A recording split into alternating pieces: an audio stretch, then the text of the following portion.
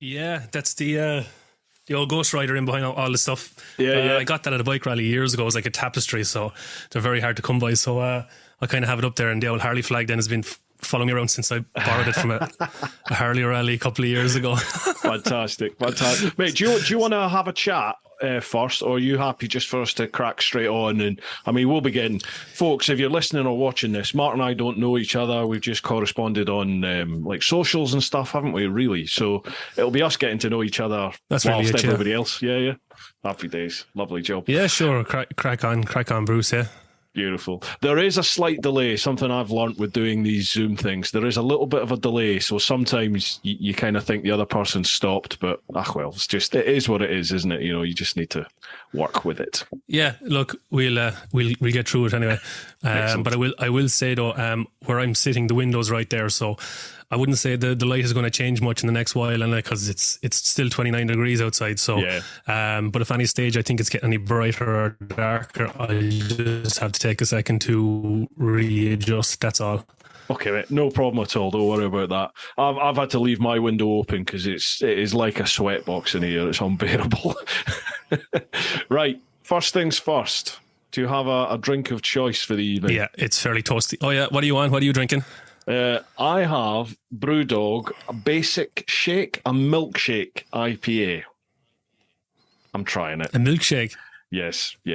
I'll give you the story. Have you tried that? Have you tried that before? Never.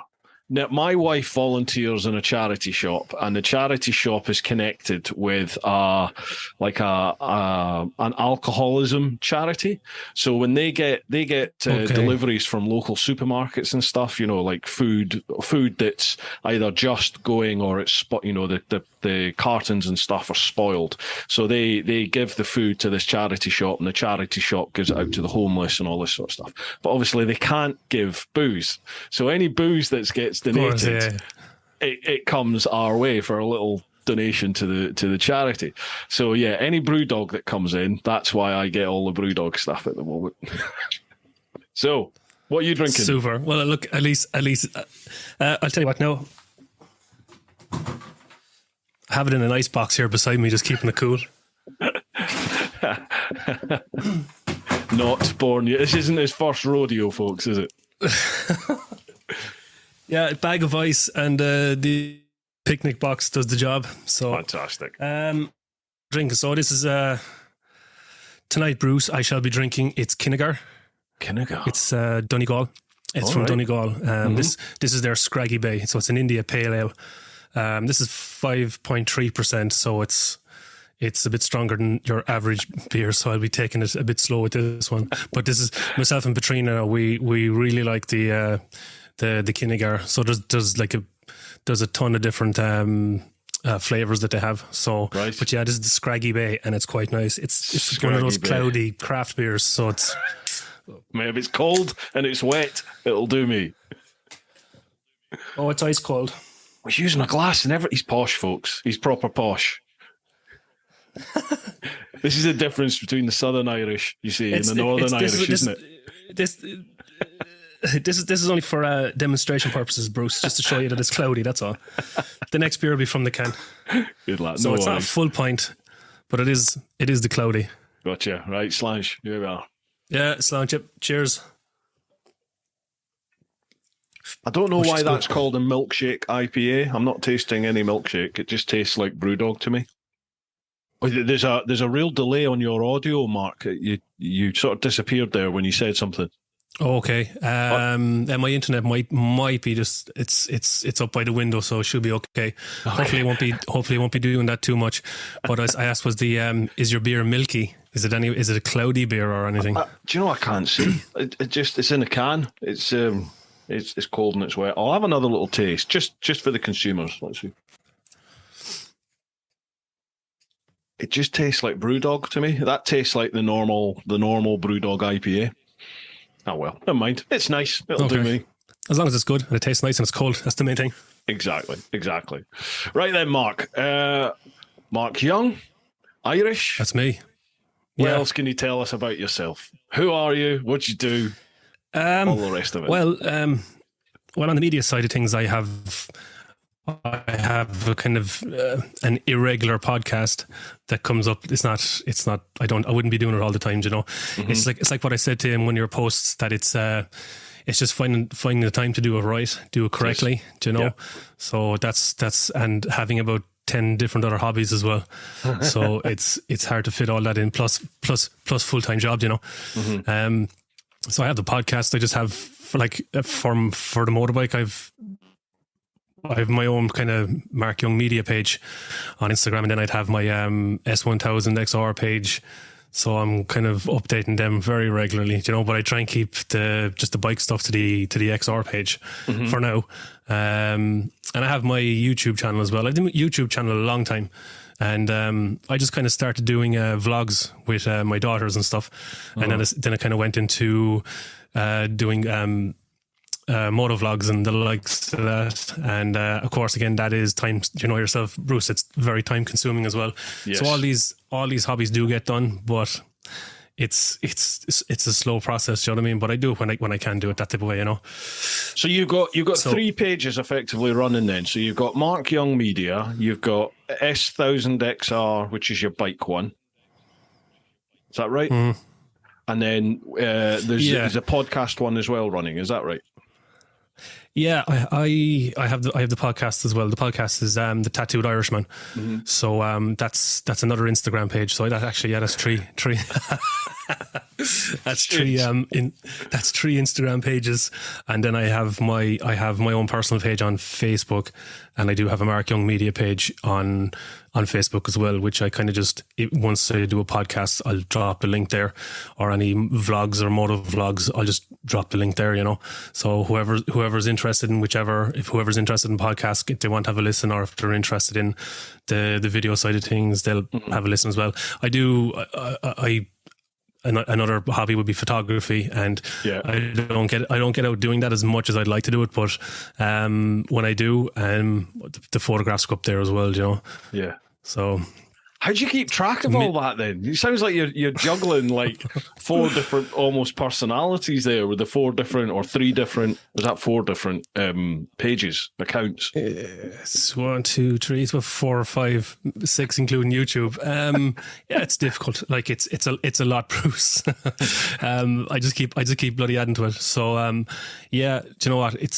It is a hobby. It's still a hobby, so I take it in my stride. I do it as I see fit to do it, or when I have time to do it. You know, I don't like doing things just for the sake of doing things. I don't like posting stuff just for the sake of posting, because I think it just gets stale then, and it gets a bit uninteresting, and just you can always tell when there's not love gone into something put online. You know, so. Yeah, but do you not find that's kind of with that, like? Do you not find with the socials though that? Well, I've definitely found this consistency is key, and you like for growth. Depends what you want, obviously, but like for growth, you kind of have to be posting. It's almost like you have to do it once a day at the moment on the likes of Instagram for sure. You need to be doing at least one. It's reel at the moment. Reels are the things on. I've just started doing reels, and the exposure, the reach, and the engagement you get with a reel compared to, you remember, like traditionally Instagram was pictures, wasn't it? You just post up a picture. The difference between posting up a picture, between posting up like a picture and posting a reel. I mean, it's not even tenfold. It's probably 20, 50 times. It's huge, the difference. Massive. So they're obviously promoting reels, which they are. And they're almost throttling the traditional picture content, which I think is such a shame for Instagram. Because Instagram was the picture app, wasn't it? It was. Like, I remember joining Instagram years ago, like it was possibly around 2011. Excuse me, it was possibly around 2011. I set up my first account on it, and if you posted it, like, obviously there wasn't as many people who were on it now back then, like, but you got the likes, you got the views on your photographs. Do you know what I mean? You had a lot of coverage, or you had a lot of people being able to see it. But Now I find that, you know, you can put as many hashtags as you like. You can all this. You're just not getting the views. Like, so obviously, a lot of the paid advertisements and stuff that's comes in line with that. I feel like, you know, like they've stopped normal people, regular people from getting the exposure that would have been available back in 2011, 2012, maybe 2013.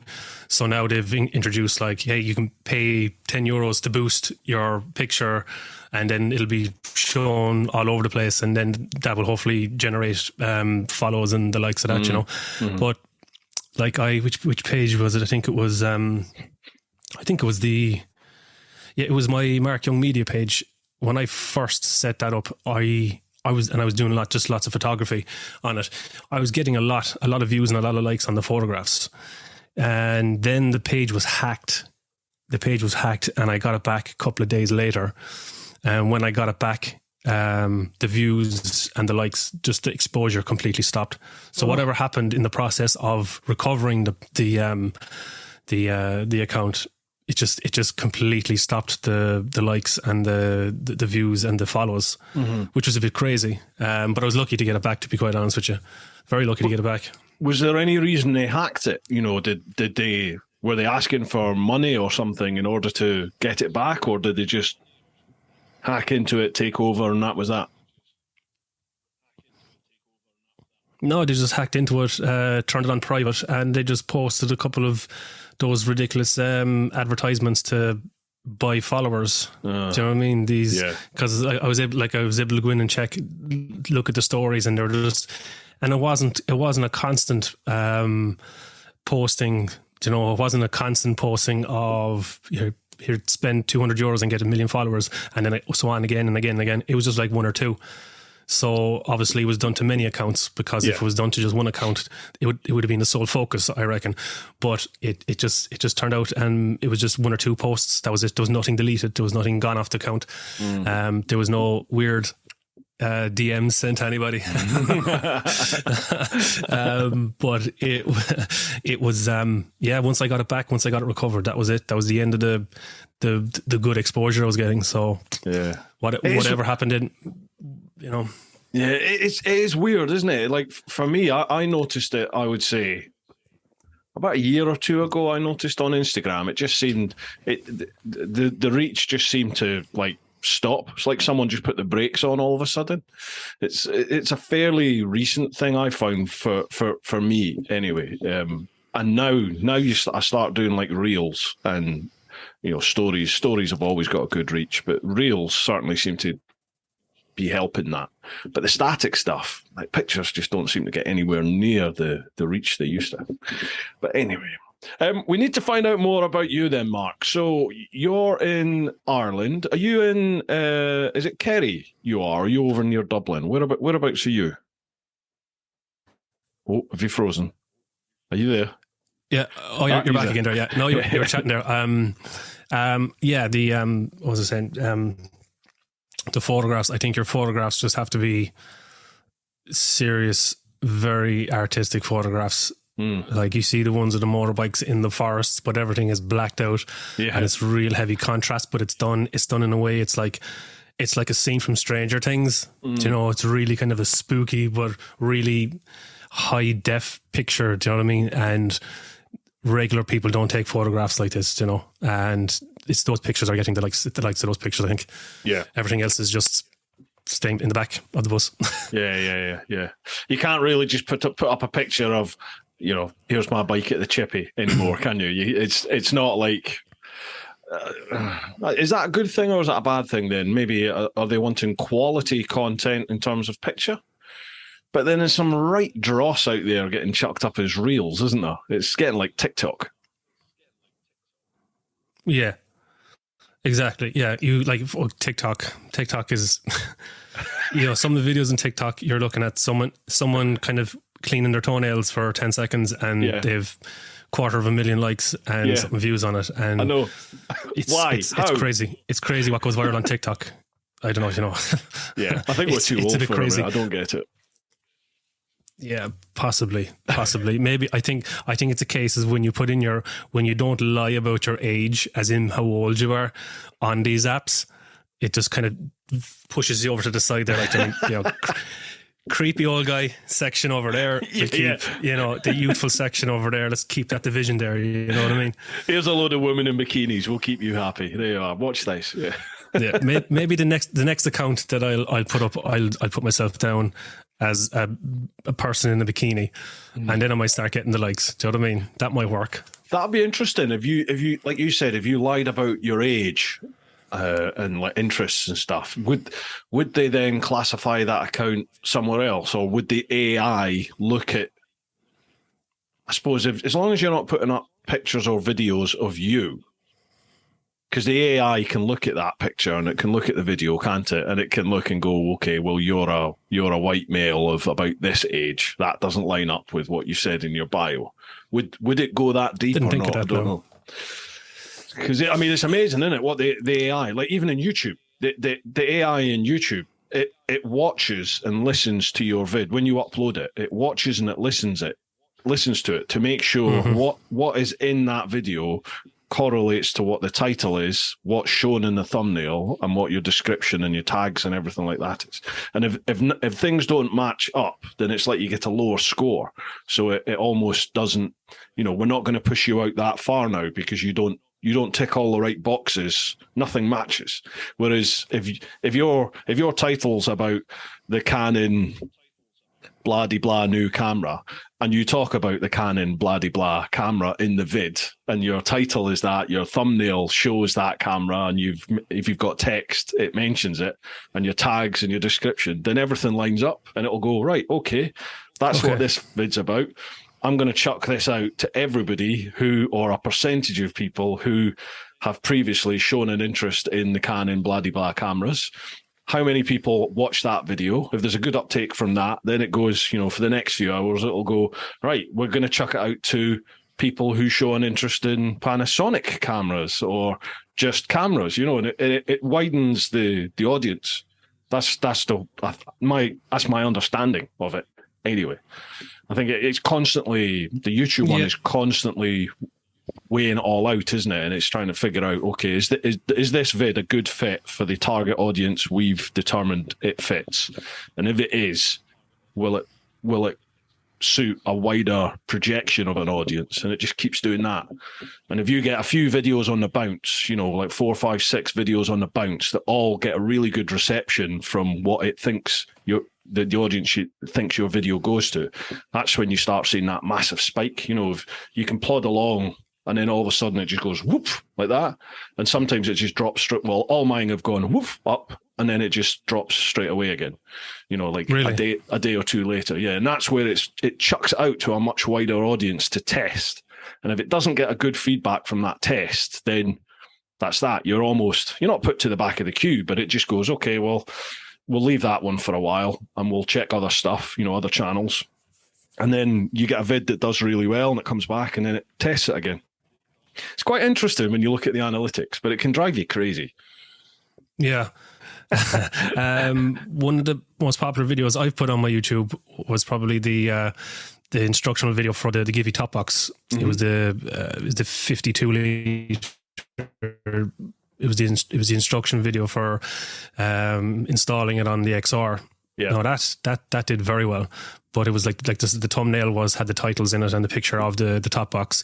Yeah, it was straight into it. It was straight into showing how to throw it onto the XR, and it was that did very well. And also, it was a video I did on using the Rodecaster Pro. That's the Rode podcast desk.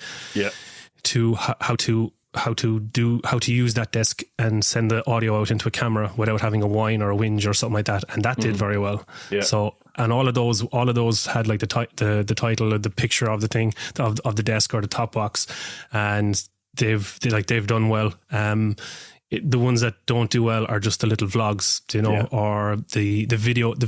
the video vlogs or whatever you want to call them, maybe doing something with Maya or Tori, my daughters, they don't do very well at all, you know.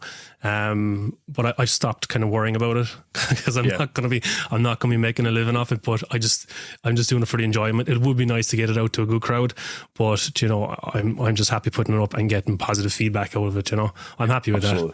I think so many people have been on this podcast and said exactly that. You know, it is so easy to sort of fall into that trap of searching and following the analytics and constantly looking at them and how many numbers am I getting. I've done it, but I think when you actually just turn around and go, do you know what? I'm just going to make the content I want to make, the content that I'm happy to make, and that's sort of where I am now.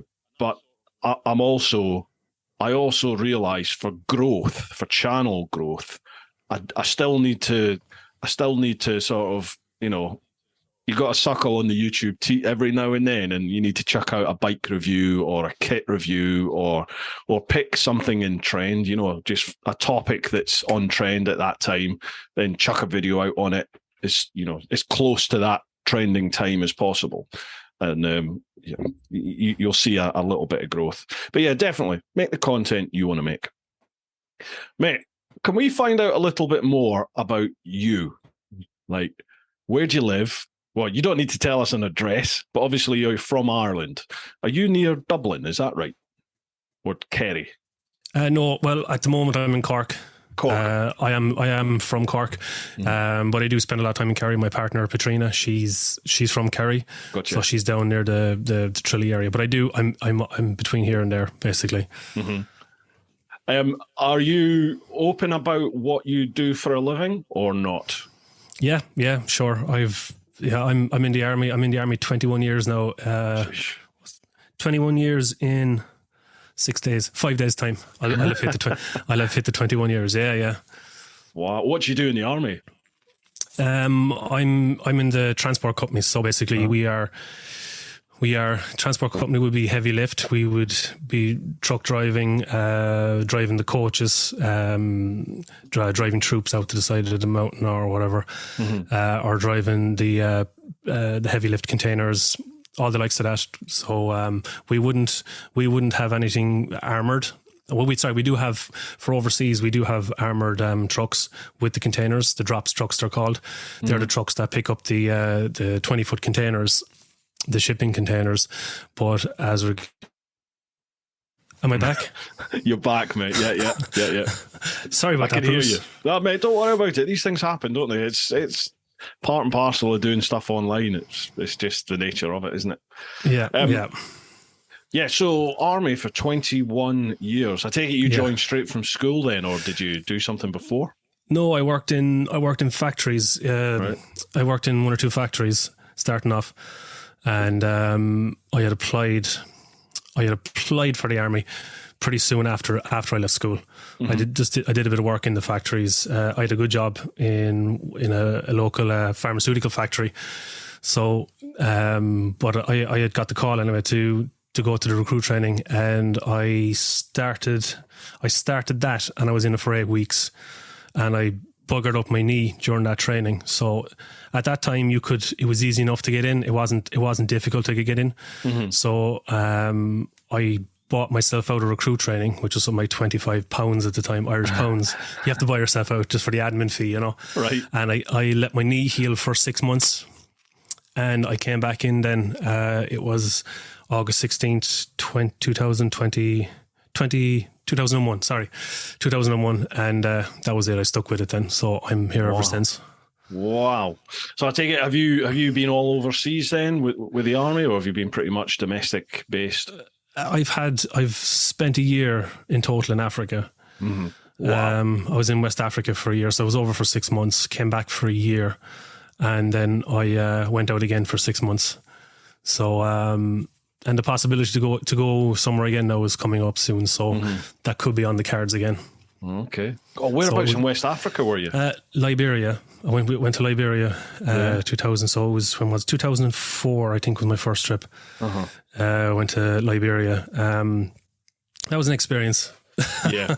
That was a bit mad, you know. It was if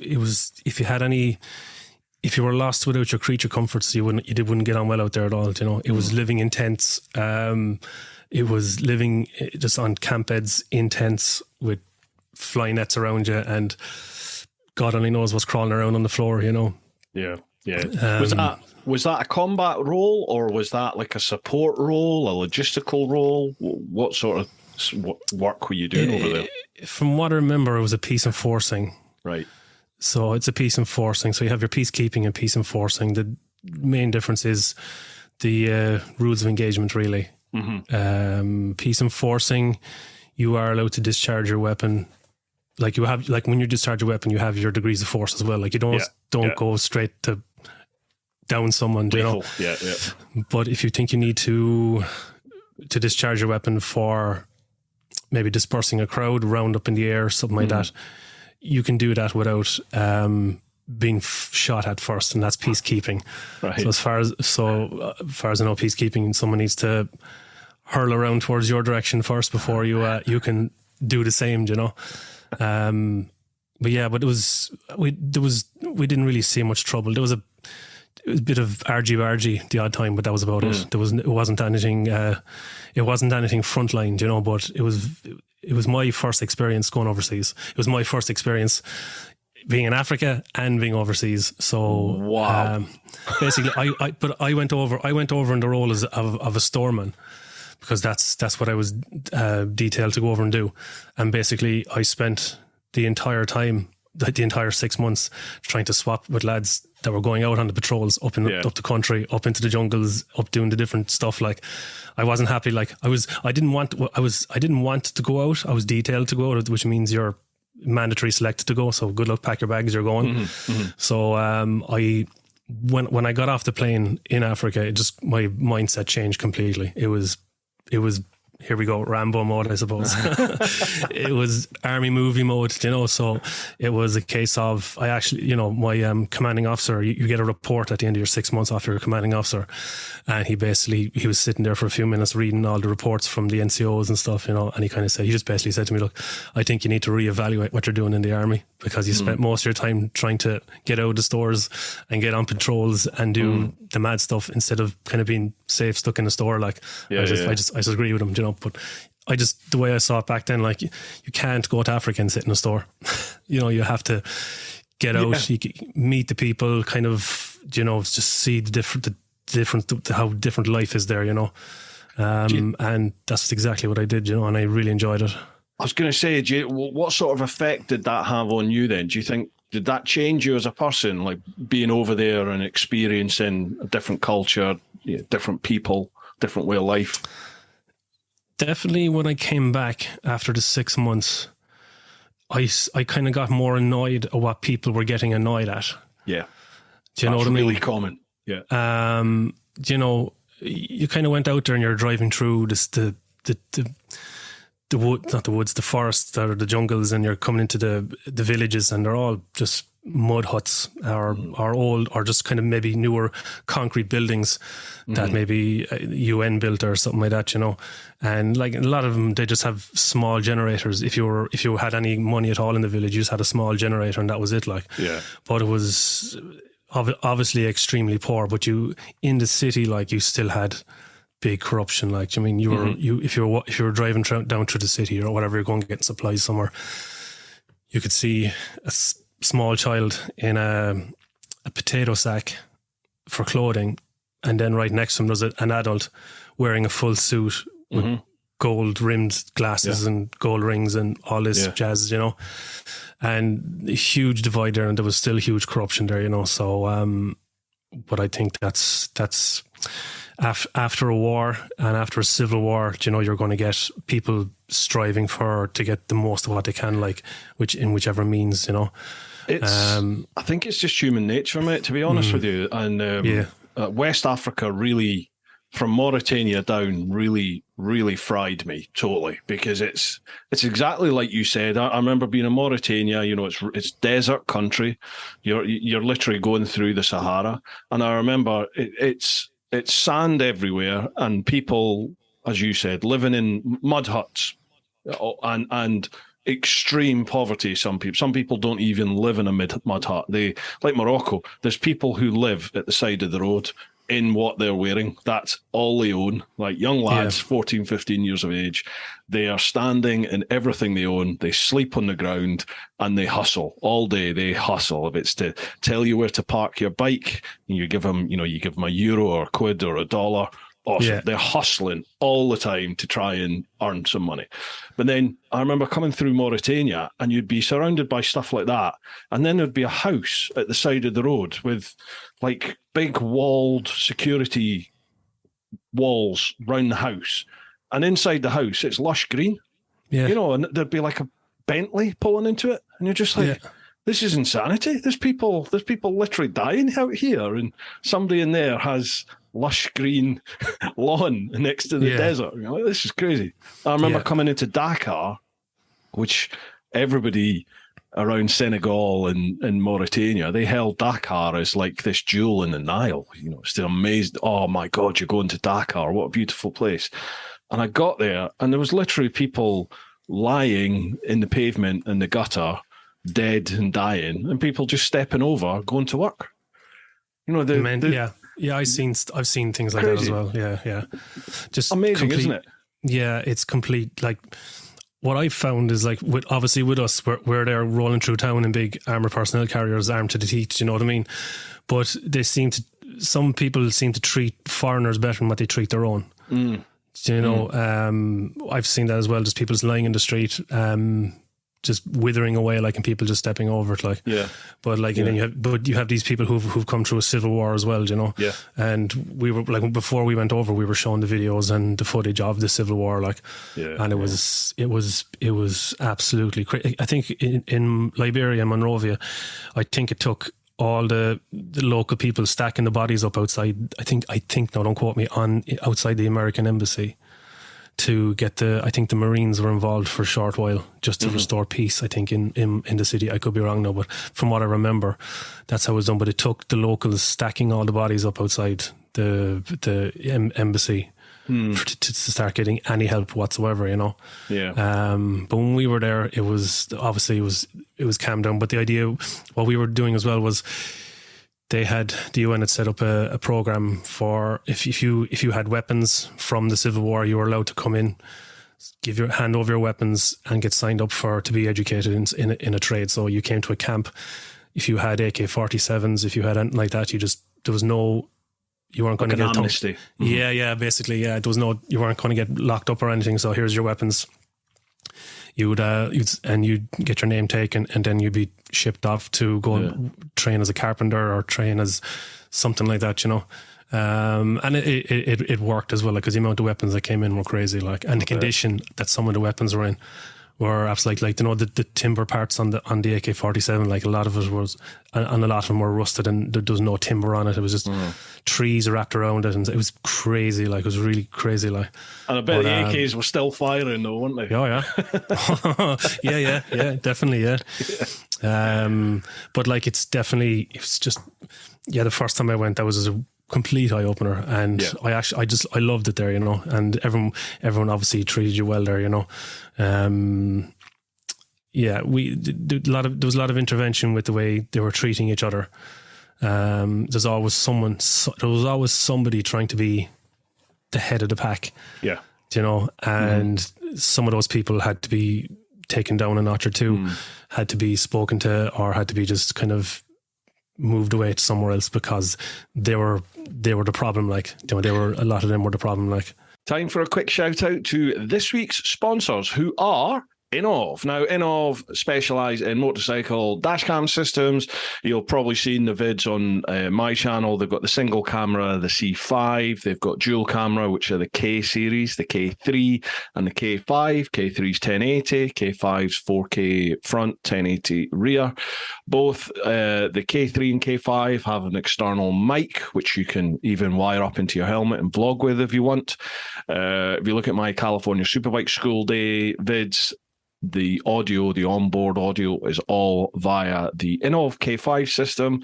They've also got GPS tracking. They've got an external remote so you can lock footage as you go. They'll do that automatically anyway, should they detect any sudden movement. They've got parking modes on them, so when that's activated, even when your bike is left unattended and switched off, say you're a bike calf or park it up in a town or something like that, if the bike moves at all, then it'll automatically kick in and it'll start recording. So hopefully you'll get that car that hits your bike or anyone that does anything to your bike. As long as they're in front of those cameras, you'll capture them.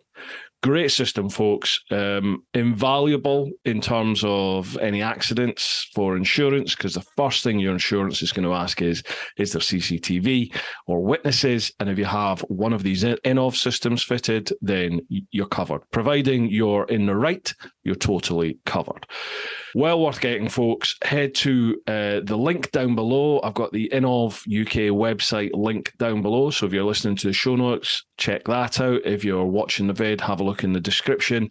It is a referral link that just lets Inov know you've come from me, which helps me massively in terms of the sponsorship. It shows them they're getting bang for their buck.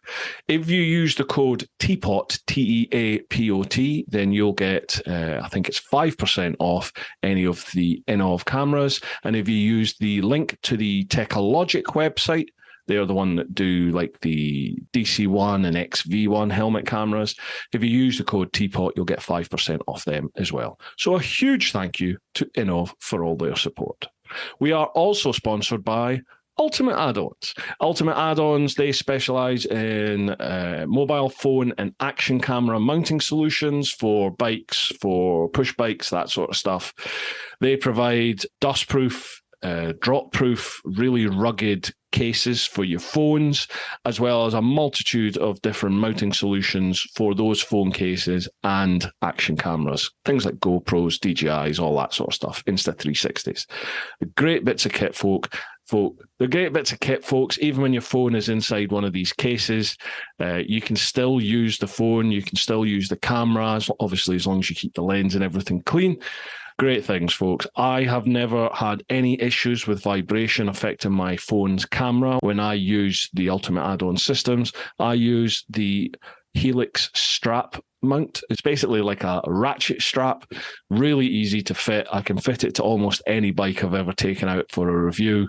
Great bits of kit. If you head to ultimateaddons.com and if you use the code TeapotOne10, so TeapotOne with the number 10 at the end, then you will get 10% off their range. Massive thanks to Ultimate Add-ons. Yeah, it's true though, but it is human nature though, isn't it? We are a pack animal effectively, and you do need somebody to take charge, don't you? You know, you do need somebody to be pack leader, whether that's like the outsider, such as yourselves, somebody coming in and going, no, we're going to sort this out. But effectively, You're acting as mum there, aren't you? You're the pack leader, trying to moderate that. But I think we do need that as a species. We definitely need direction. We need boundaries, like law and order. You need some idea as to what is acceptable within this community and what's not. Yeah. Even down to the smallest things, like in the camp, we employed locals in the camp, like employed locals in the kitchens, in the how would you say, cutting the grass, you know, just to give jobs, you know. And even that, like the guys that were cutting the grass, like if you were the oldest guy, you were in charge. Yeah. And there's days where you just see the older guys just whipping the back of the legs off the younger guys because they're not cutting the grass properly. Like that had to be spoken a few times, like, but it just had to be this pack leader attitude, you know. And sure, look, it is what it is. Like we were basically there to help them to help themselves, really. And that's how I saw it, you know. Definitely. It's always amazed me, and more so, I think more so in the positive side of things since I went traveling. It always amazed me previously in my previous line of work, the evil we were capable of against each other. And obviously in a war zone, that's amplified umpteen times. Now, having traveled and seen a different side of life, I'm also humbled And even now, to this day, with the support I get shown by people through, buying merch, through comments and stuff on channels, through joining Patreon, all stuff like that, just the kindness and generosity that effectively total strangers can show each other. And I'm not just talking on my sense in a financial manner, but when you're away traveling and you need help, people just help. Most people out there will literally drop whatever they're doing and they'll help, and they embrace you and bring you into their lives, and people house you, they'll feed you, they'll look after you. I've had people look after me for like 3 weeks who I've never met before. Yeah, it happened in Japan.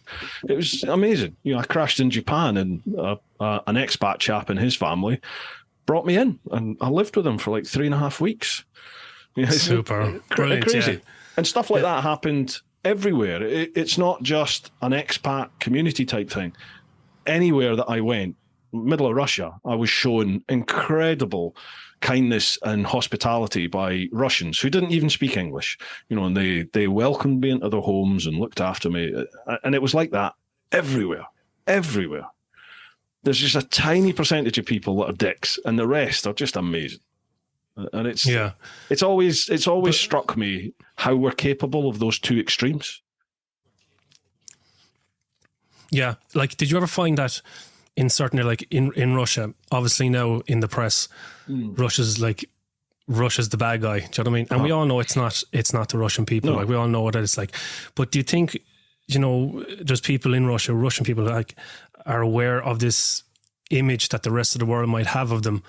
And when they see a foreigner coming in and they're stuck, do you think that they're compelled to help you, to show you that they're not this person that's portrayed in movies? Like, how many American movies has there been where the Russia's the bad guy? It's always the Russia's the bad guy. Do you know what I mean? Yeah. And do you think people are compelled just to show, like, we are actually not? I genuinely don't. Not in Russia. I've had that in other places, like Romania. You go to Romania, and a lot of the Romanian people who are aware of what certain type, you get the Romanian gypsies that will come into the UK and they're pickpocketing and they're always scamming and blah, blah, blah, blah, blah, blah, blah. So that tends to be the reputation people have of Romanians. And it couldn't be further from the truth, because when you get to Romania, they are hardworking, they're welcoming, lovely people, like most people are everywhere. But I definitely noticed in Romania, people would be like, please take a seat, have some food, and they'd be like, we are not like the ones you get back in the UK and in London, and that is not Romania. Please don't think that's Romania. But that's one of the few places where I've had that reaction. Russia in particular, I never felt like that in Russia. I just felt like that's what the people were like. They're just Russians are. A Moldovan guy explained this to me about Russians. He said, with Russians, he said, you mean nothing to us. Absolutely nothing to us. Nobody means anything to us unless you're blood. But if we like you, if we don't like you, we'll just ignore you. Pure and simple. But he says, but if we do like you, then you are blood. You are family. So, we will open the door, and what is ours is yours. They literally will take the shirt off the back. They'll rip a loaf of bread in two. It's like that. If they don't like you, they won't engage. But if they do, they are. This is it. Go for it. Fair. Yeah. And I found that with Russian people. Yeah, I've never been there. I've been to Romania, all right, but I've never been to Russia. But I wouldn't have any issues. I've traveling to Russia whatsoever. Like in my own head, like I think a lot of countries are portrayed wrong. I think a lot of countries are portrayed wrong just for the benefit of other institutions or other kind of countries. I think it doesn't matter where you are. Like, you're going to have a negative element, but in most countries you're going to have just the normal, hard-working, decent person, like who will just go out of their way to help you out. Do you know what I mean? People are people. Yeah. Yeah. Completely. Yeah. Right. Okay. So let's fast forward then. Coming out of Africa, outside of the army, where did this love of? We'll move to motorbikes soon, but where did your love of like photography come from? because you can tell you're a very creative person. You can tell that, in your photography and the pictures that you take, and even what you've just said initially when you were talking about pictures and content, you take a lot of pride, and you can see that you take time and a lot of thought into the pictures that you're making. Where did that all come from then? Okay, I'll rewind a bit. My dad is an absolute tech guy completely. Right. When I was my dad has always been into technical stuff, right? Gear, cameras, video cameras, all the likes of this. Like when I was a baby, like he was like, remember when tellies were unreliable? They had the tube in the back and all this. Like that's what my dad did. So he was out putting up aerials, and he was working fixing tellies. So obviously, a cathode ray, was that what it was called? What's that? What it was? The cathode ray. That was the tube at the back that fired whatever it was onto the screen. I think that's what it was called. It's a glass tube about that long. And, mate, we're old. We are so old. Yeah. Yeah. And he did that during the day, and then he had a place set up out the back of his mum's place, my grand's place. So just in the back kitchen, he had and he always had like 4 or 5 tellies stacked in there. So he was taking the backs off it and take the back off and put in a tube here, put in a tube here. It got to the stage where tellies were so unreliable that he actually trained my gran how to change the tubes, and he'd be out on a roof somewhere putting up an aerial. So my gran would be in there peeling the spuds and have a fag hanging over her mouth, and she'd be there changing the tubes as well. So so it was that. But he worked in an electronics shop, and any new electronics came in, it was like he was getting it. You know what I mean? Like he had the first type. Well, not the first type, but he had like when video cameras came out, remember? They held it like a gun, but you had to carry the VHS on your shoulder. Yes, it was like a big So there was like the VHS was there. You had to put in your tape, and the camera was like a big battery pack about that big. Yeah. He had that. Like I have home movies there of us like when we were really small. Like so, it all kind of comes from that. Like, and as far as back as I remember, like I was trying to rip open toys and trying to put the wires together from the batteries and see how the lights work and all this, So it was mainly video that I kind of liked doing, and then eventually I kind of moved over. It actually was through the army because I spent maybe 6 years in a training unit. When recruits come in, or promotional courses. So my company sergeant found out that I had a bit of a hobby of doing videos and vlogs, So he was like, "Oh, that's grand. We'll get you to do this, Yeah. So, oh, excuse me. Sorry. So he got me kind of going out recording bits of the training and the likes of that, And it started out just doing small videos, but then he started asking me to do photographs, And I'd done a bit of photography up until that, but I never had a really good camera, It was all video, so I was always trying to get a good microphone and get the better kind of video camera. But through that, I started getting into photography. So I went and I got a loan, and I got a decent camera. And I found, like, when I was trying to get the shot of the guys out training, like they'd be crawling through the river, or they'd be face down in the muck. Like I was getting down into the water in the muck as well, just to get the shot, like just to get in and to do it as well. So I found like I had a real big interest in that. It was true. It was because of that company sergeant kind of got me doing that. And then of course, I was doing it all the time. So the work I was supposed to be doing in the training unit was kind of suffering. So he kind of reeled it back in a small bit. So that kind of pushed me further to do it on my own thing as well, but like I've even back when was it, like I used to do videos, just do silly stuff like police videos, mock police videos with my sister when I was a teenager, We'd have her upstairs. I have one video. She was upstairs in a room with talc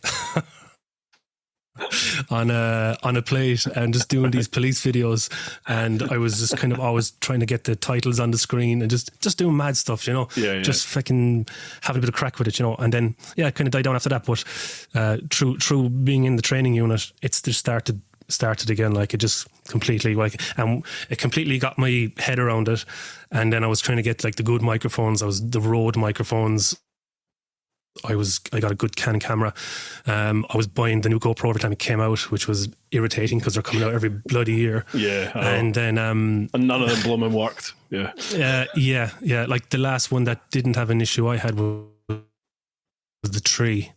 The 3. And the GoPro 3 that disappeared. The tree that disappeared on me. That's gone.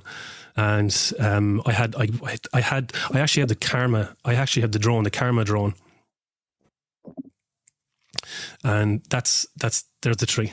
The 3 plus. Yeah. That's the 3 plus. That's a great little camera. Great. The only thing it doesn't have like the stabilization on like the 8 and the 9, the 10 is outstanding. I love it. Like especially out running and stuff like that. I'll have the GoPro with me all the time, and just the stabilization on that, But I went from the 3 to the 5 because I got the 5 with the Karma drone, and I still have the Karma drone. And 90% of the cameras are concrete blocks now around the world. They don't work because the last update that GoPro did, whatever it did, it stopped the controller connecting with the drone. Really? Something happened. It just, when people updated, that was the end of it. They couldn't connect for some strange reason. And then GoPro then just shut down the whole Karma project, and then there was no more updates. But I was lucky that I was using a different drone at the time. So the Karma was just in the box, nice and tidy away on the shelf, and I never updated, but I was watching all the forums and stuff, so it hasn't been updated in a long time and it's still working perfectly, like, so touch wood. Yeah, don't update that then. Yeah, no, so I have the 5, I have the 8 and the 9. The 9 the 9 for the first couple of months was terrible. It was shutting down. It was it just didn't do what it was supposed to do, and then they got it right then with an update or something. So I haven't gone near the 10. I'm not going to go near the 10. I'm going to wait and see what comes out this year. But like the 9 and the 10, there's not a whole lot of difference for me. No, there's not. Yeah, there's not. So I'll hold tough on that, But but getting back to what you originally asked me, that's kind of where it came from. And then obviously as I'm into motorbikes, I'm into playing music the odd time. So it all I'm trying to tie it all in together, Yeah. I'm just trying to keep my creative brain going as well. Do you know what I mean? As opposed to as well as working full time and the girls and all that, I mean, that must be, it just sounds like, that is so much work to try and grow effectively 3 or 4 different brands. The photography side, the bike side, and then the vlogging, the vlogging family type stuff that you do, and you're running, and then obviously you've got your podcast as well. You're trying to grow all of them. Gee whiz, man, that is some graft, as well as normal life and a job. Yeah, it's a bit mind bending, a small bit, because I need to get the next podcast episode out, out, and I've updated the desk. I have the Rodecaster Pro 2 now, which I got that because you can plug your guitar into it and use it as a recording desk as well. Right. So I want to start putting some tunes into the podcast as well. Do you know what I mean? So your own stuff. Eventually, do a few covers first, So I want to do that, but it's just try and find the time to write the podcast, to get it right and not have it sounding like, boring and crap. Yeah, I know the feeling. Yeah, do you know what I mean? Yeah. I'll get there eventually, but I've taken on too much, I think. But I like doing all those different elements as well. I like my photography. I like my vlogging. I love doing the podcasting. Like I do. I just love hitting record, chatting away. And, I love doing that. All those elements I love, and the biking as well. Like obviously the biking has been around. The interest in motorbikes have been around a lot longer than any of it. But I get around to them eventually, bit by bit. Do you know what I'm saying? Yeah. I love doing the podcast. I really enjoy the podcast, almost to the extent where I'd forgo everything else for it. No, I don't think so, because I still love the edit of the vids. I love getting out and about on the bikes, but I do that anyway. But I really enjoy the editing side of it. It really fucks me off sometimes. But at the same extent, I really enjoy I enjoy taking all those ingredients and then somehow, I don't know, but somehow you end up with a final little result, don't you? You end up with a nice little cake that you present out to the world. And do you like it? What do you think of that? And if they don't, okay, well, let's alter the ingredients a little bit. So I'm enjoying it at the moment. For me personally, with the videos, I'm enjoying sort of just tweaking the content just slightly every video and just see how tiny little subtle changes, in length, the pacing, the content, everything. I just tweak it slightly with every video just to see, does this have any impact? What's having an impact there? I don't know. But it's constantly evolving, though, isn't it? Because it is. Going back to when I got into the vlogging, you had like the Peter McKinnons, you had Casey Neistat, all those guys. Has that type of vlogging disappeared a bit? Because seems to have. Yeah, that's kind of gone, and it's constantly evolving. It's a platform that's constantly evolving, and what people want to watch. Yeah. So like getting back to TikTok, you could sit down and watch TikTok for 4 hours, and 4 hours are gone like that. It's just short videos. Insane, isn't it? It's a wormhole. People belching gets 500,000 likes. Do you know what I mean? Oh, that was great. But like I have tried to keep videos. Now I know I have put up long videos on my TikTok, but I do try and keep short videos like under 7 seconds. Apparently it's a thing. Under 7 seconds will get you more views. Like I have a video there where I'm just revving the bike going through a tunnel, and it got a lot of views. I got a couple of thousand views on it, and all I did was went through a stone tunnel, went like that, give a rev like that, and it was less than 7 seconds. I've one video there. I was stuck in traffic. It was absolutely pelting out of it. It was like torrential downpour, and there was a guy coming up a hill on an electric scooter, and I was just sitting in traffic. Traffic was at a jam. Like, I just got my camera and went like that, and that has something like 69,000 views on it. And it was just a guy with no jacket on, coming up a hill on his electric scooter. A poor bugger, like, he was absolutely bucketing down. Like, mate, what state are we at with humanity when shit like that, no disrespect, but that is what's getting traction? I don't understand it. I don't get it. That wasn't shit. That was a highly precision timed video. But you know what I mean? Where you can go like the guy that coming up the hill in the pissing rain. You can just do that with something so innocuous as that, and it gets the traction that it gets. And yet you can sit and spend 8 hours, 12 hours, 20 hours editing something and putting out like 5 minute, 10-minute bit of content, a short film, and sometimes like I've got 67,000 subscribers at the moment, but I could chuck out a vid and like I should be able to get 5,000 views comfortably with 60 odd thousand subs. I should be able to get 5 to 10,000 views just chucking out a vid. You put them out. Sometimes you're struggling to hit over 1,000 views. Sometimes with some vids, and you're just like, I don't get it. And yet, as you said, somebody belches, you chuck it up, 70,000 views, 100,000 views. It's what I think is whatever the time of day it is. It's. Oh, you froze. Who videos at that point in time is been chucked at? I'll be frozen again. No, you're back. You're back. YouTube now does shorts, doesn't it? Which are that's the YouTube reel. Reels is on Instagram, short videos, and you can have them up to 3 minutes. But I found 3 minutes not a hope. You got to keep it a minute or less. And then on, YouTube Shorts, you can have them between 7 seconds and 60 seconds. And exactly like you just said, the shorter the better for the YouTube Reels. It's crazy. YouTube Shorts, sorry. Yeah. It's nuts. I haven't put anything on the YouTube Shorts. I've never used it. I've never put anything up. Do it. Honestly. Really? I've just started to do, the last couple of weeks, I've started to do 1 or 2 a week, and that has had a significant impact on my reach. I'm watching it now. It's taken a couple of weeks, but I'm now watching everything start to go up. And the only difference is putting in shorts. Yeah, doing a couple of shorts, because your views go up.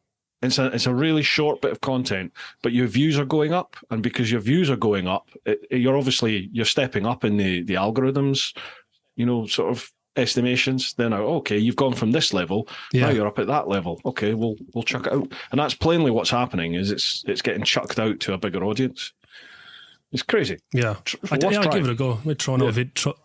I'll throw one up there and see what happens. I haven't used them yet because I just thought it was like, oh, here we go. Here's another platform using the reels or using the same idea, like, but maybe because it's new enough compared to the others, it might be worth just throwing up a vid or something. Maybe you got to stick with it, because I found the first one or two shorts I put out, I actually lost subs. I lost like 20 odd subscribers with the first. Really? Yeah. Just because I think. And I'll put you in this as well. In our sort of community, and I imagine we're going to appeal to the same sort of demographic. They're sort of 30, 35 plus, tend to be male, tend to be British. That's my sort of target audience. I think I'm like 94% male, 35 plus, UK based, that sort of stuff. Well, that sort of age group, I don't think they really, especially in the biking world, they didn't get shorts. So for them, it was just like, I don't like this, and they just leave. They just unsubscribe. Basically, what I just said. No, basically what I just said a few minutes ago. Oh, shorts! Fuck, I'm not watching that. Exactly. But now I'm seeing a growth. But it did drop initially, and now, then I got back to a level playing field, and now I'm seeing a growth, definitely.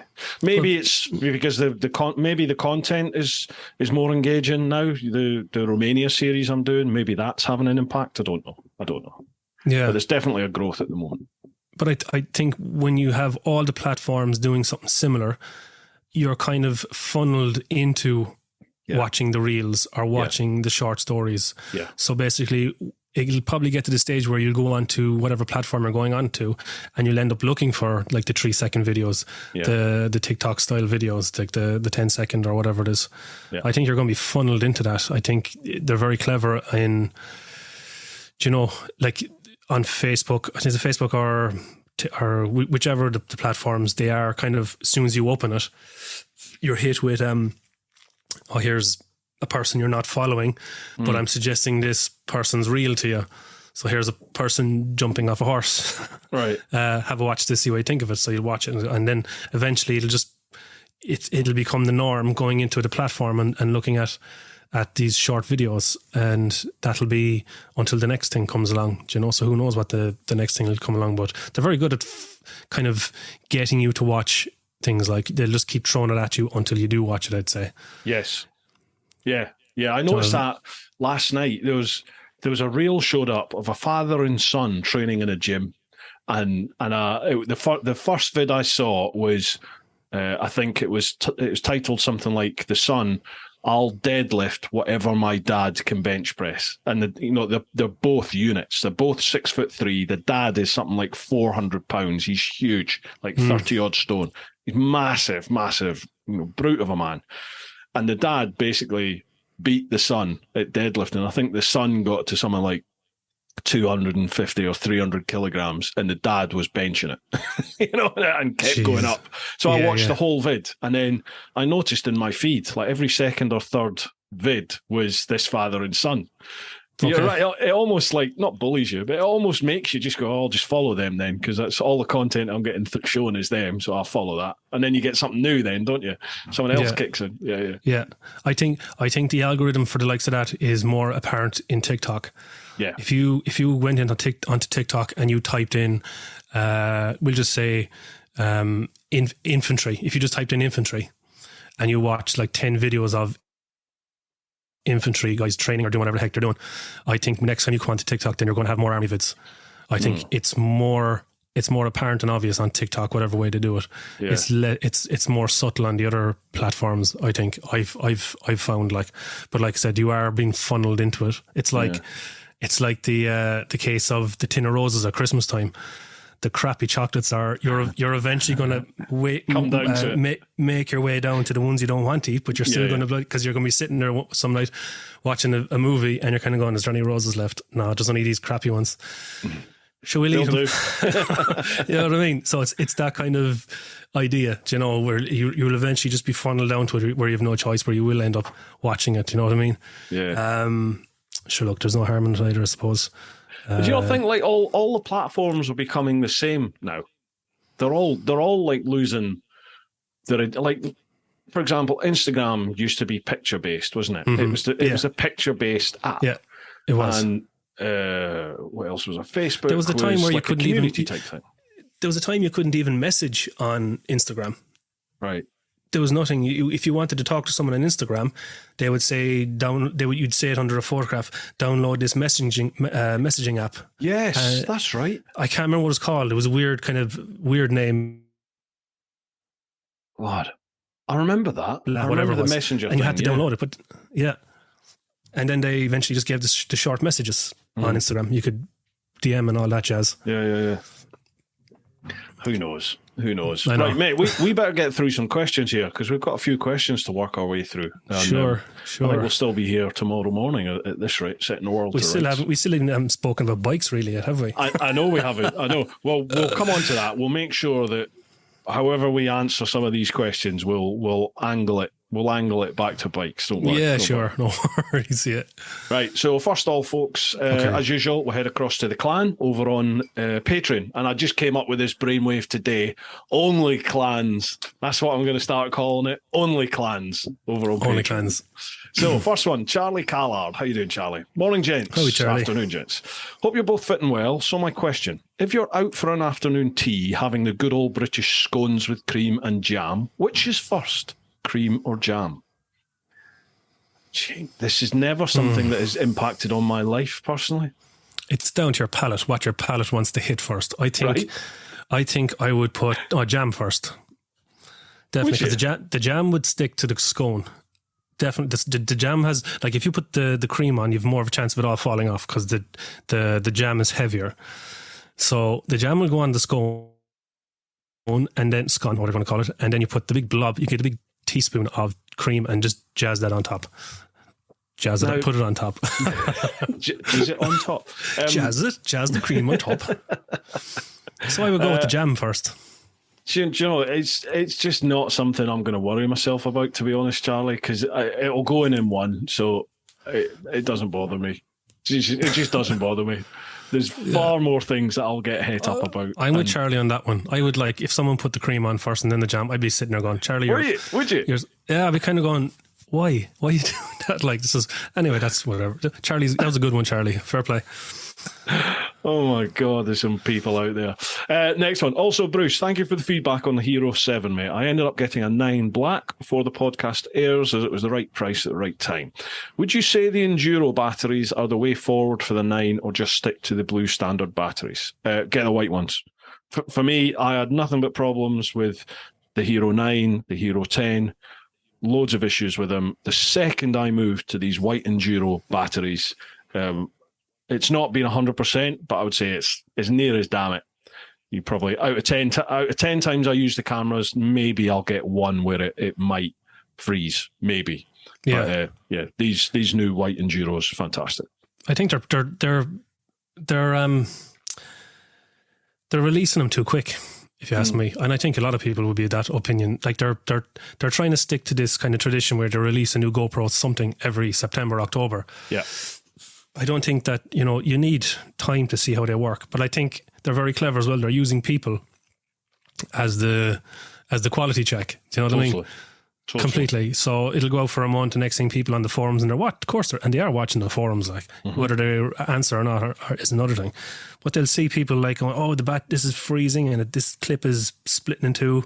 This is, and they're kind of sitting there and they're writing it down and going, okay, we'll work on that. Instead of paying a complete factory full of people on just going around making GoPro videos all day long and seeing what goes wrong, So R&D it, yeah. Yeah, it's kind of clever in an annoying way.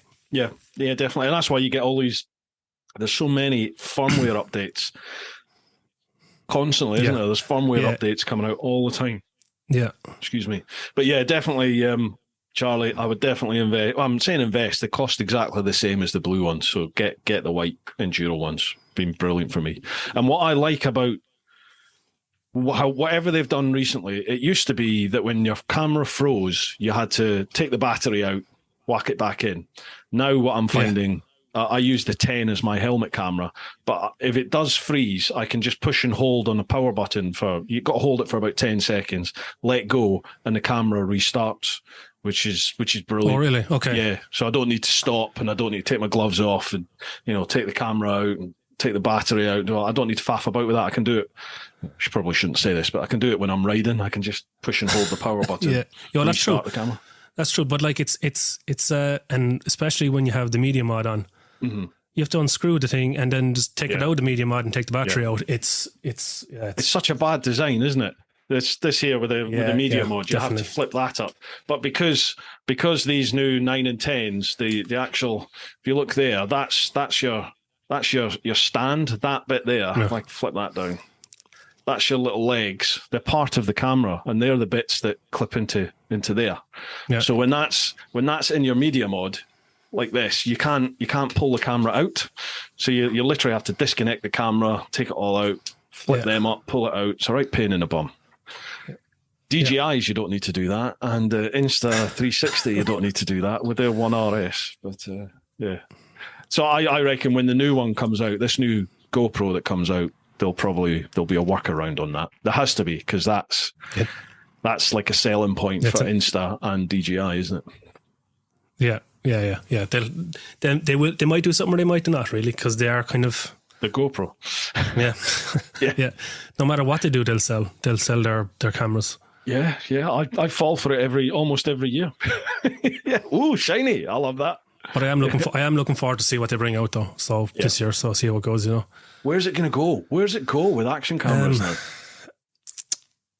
Who knows? Like GoPro really need to improve their nighttime lens. They need to put a bigger lens in, a bigger sensor in there maybe.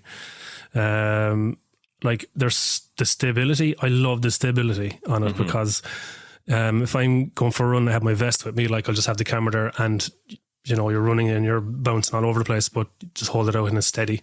Yeah, because I used to do the running vlogs with the tree and stuff, and you'd be like this. It was like an action movie, but now it's just dead steady. Like I was when I got the Karma set, I was out running with the Karma gimbal. Yeah. So I was trying to stick that Karma gimbal inside my vest, and that was going all over the place. But it was work. If I could run and hold it and just not have to put it down somewhere, it worked for me, But when they brought the onboard stabilization then with the 8 and stuff, that was brilliant. It was I love it. Like it's really good. Yeah, he's awesome. Yeah, definitely. Do you follow Stephen Reed on YouTube? He's the guy from the north, is he? No? Oh, is he from the north? Yes, he is north. Sorry, apologies. He is from the north. He's got the glasses, and he's always running up in the Moor Mountains and stuff, isn't he? That's him. Yeah, I follow him. Yeah, he's very good. His videos are awesome. Very good. Yeah, really good. I saw some of your posts when you were out running, and I was like, oh, I wonder if you've met Stephen or not. No, I've never met him, but I have kind of corresponded with him on his posts a while back. Like I go through phases of watching running videos and not watching running videos, But I have kind of spoken to him like just one sentence conversations, you know what I mean, on his videos and stuff. But he's a cool guy. His videos are awesome as well.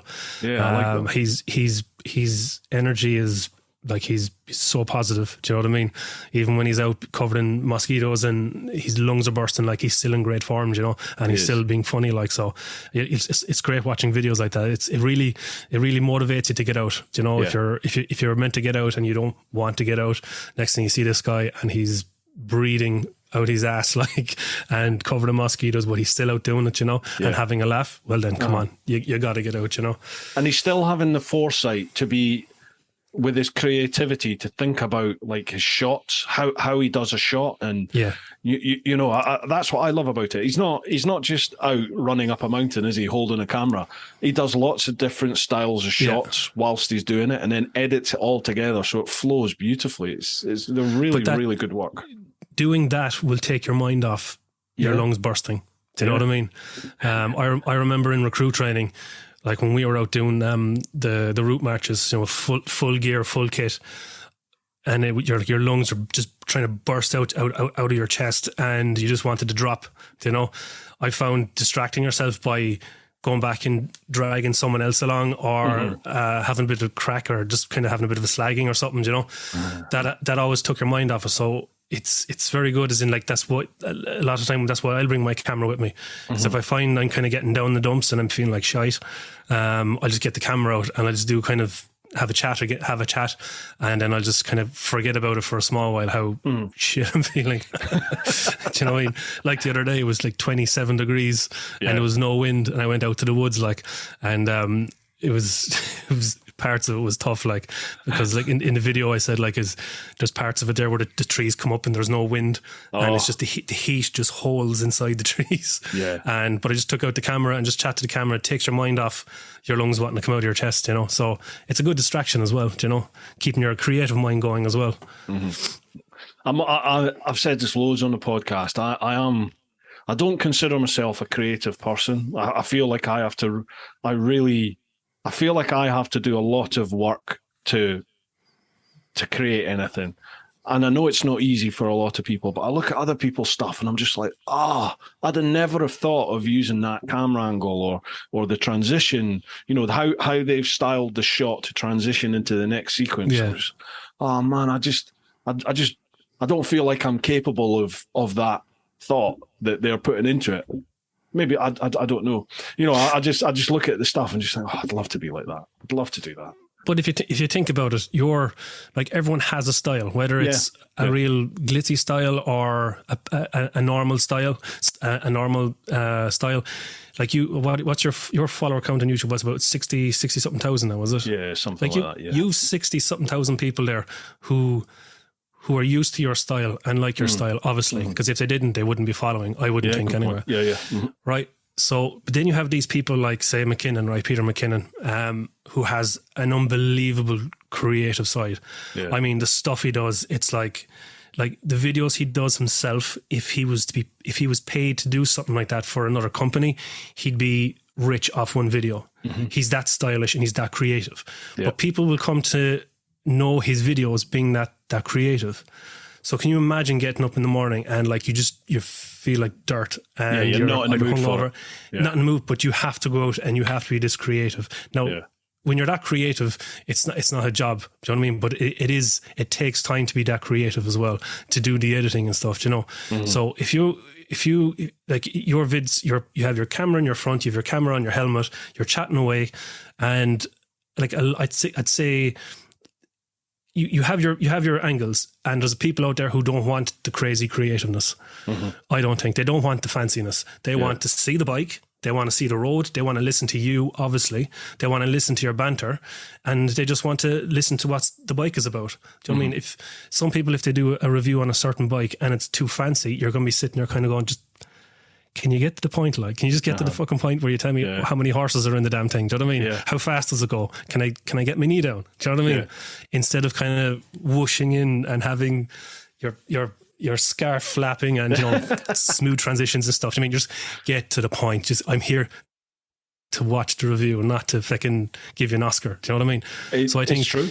I think yes, you can be creative, but I think, especially with your followings, like people obviously like what you're putting out because they enjoy the banter. I'm assuming they enjoy the banter, they enjoy the chats, and they like seeing the bike. They want to see the bike as it is. They want to see things as they are, not in a kind of Michael Bay film type of way. Do you know what I mean? Yeah. Gotcha. So you know, so I think there's a lot of people. Like I said, there's a lot of people there who just want you to get to the point, and you get to the point in a lot of your videos. Like, so you know, that's really that's a learning process though, because I, like anyone that listens to the process will know, I waffle. I got real bad verbal diarrhea at times. Why use one word when you can use 18 sentences?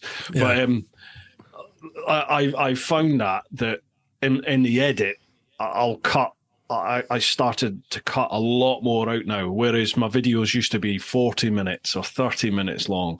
Now, ideally, I'm trying to get them 10 minutes. So they're generally anywhere between 10 and 15 at the moment, most of them. Occasionally, I'll hit 20 minutes. But I'm really trying to cut things down and make it much more punchy and concise. But then you get people going, it's too short. Because they're used to me putting out longer vids and they're like, that's too short. But I also see that attracts a lot of new people as well. Yeah. Like you will have the people who want to come in from work on a Friday and they'll be like, okay, Teapot's got an hour and a half video of give me my beers there, or just close the door, leave me alone. I'm watching Teapot for the next hour and a half. You have people there, but then you have people, and I'm guilty of this. I've kind of gone on and say, I'll see what Teapot's doing. And okay, an hour and a half video. I don't have an hour and a half to watch this. Yeah. Do you know what I mean? Or here's a video of Bruce doing something with a GS for 15 minutes.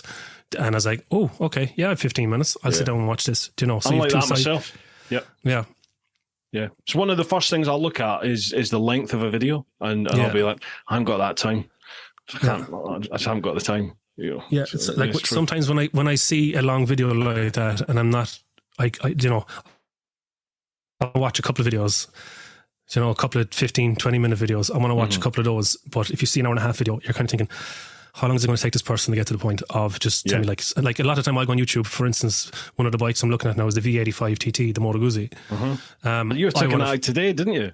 Yeah, I took for a spin up in Dublin today. So I'm looking at that at the moment, and you know, it's slowly but surely all the questions are coming into my head. How easy is it to take the panels off the side? Or what's it like coming from a fast bike onto the V85 TT? Like say, like my one, an XR onto the V85 TT. Will you miss the power? And I'm starting to get in, like when I was first researching the V85, I was looking at everything and anything. Excuse me. All right. And then I was kind of going, okay, now I want specifics. I'm putting into the search engine life with the V85 after like a year or something. I want to see, and then I'm putting in coming off a GS 1200 onto a V85 TT. How about it? Do you know what I mean? So I'm starting to look for specifics, and if you see a video is like an hour and a half, you're kind of going, oh man, at what stage is he going to tell me what I need to know? Like, do you know what I mean?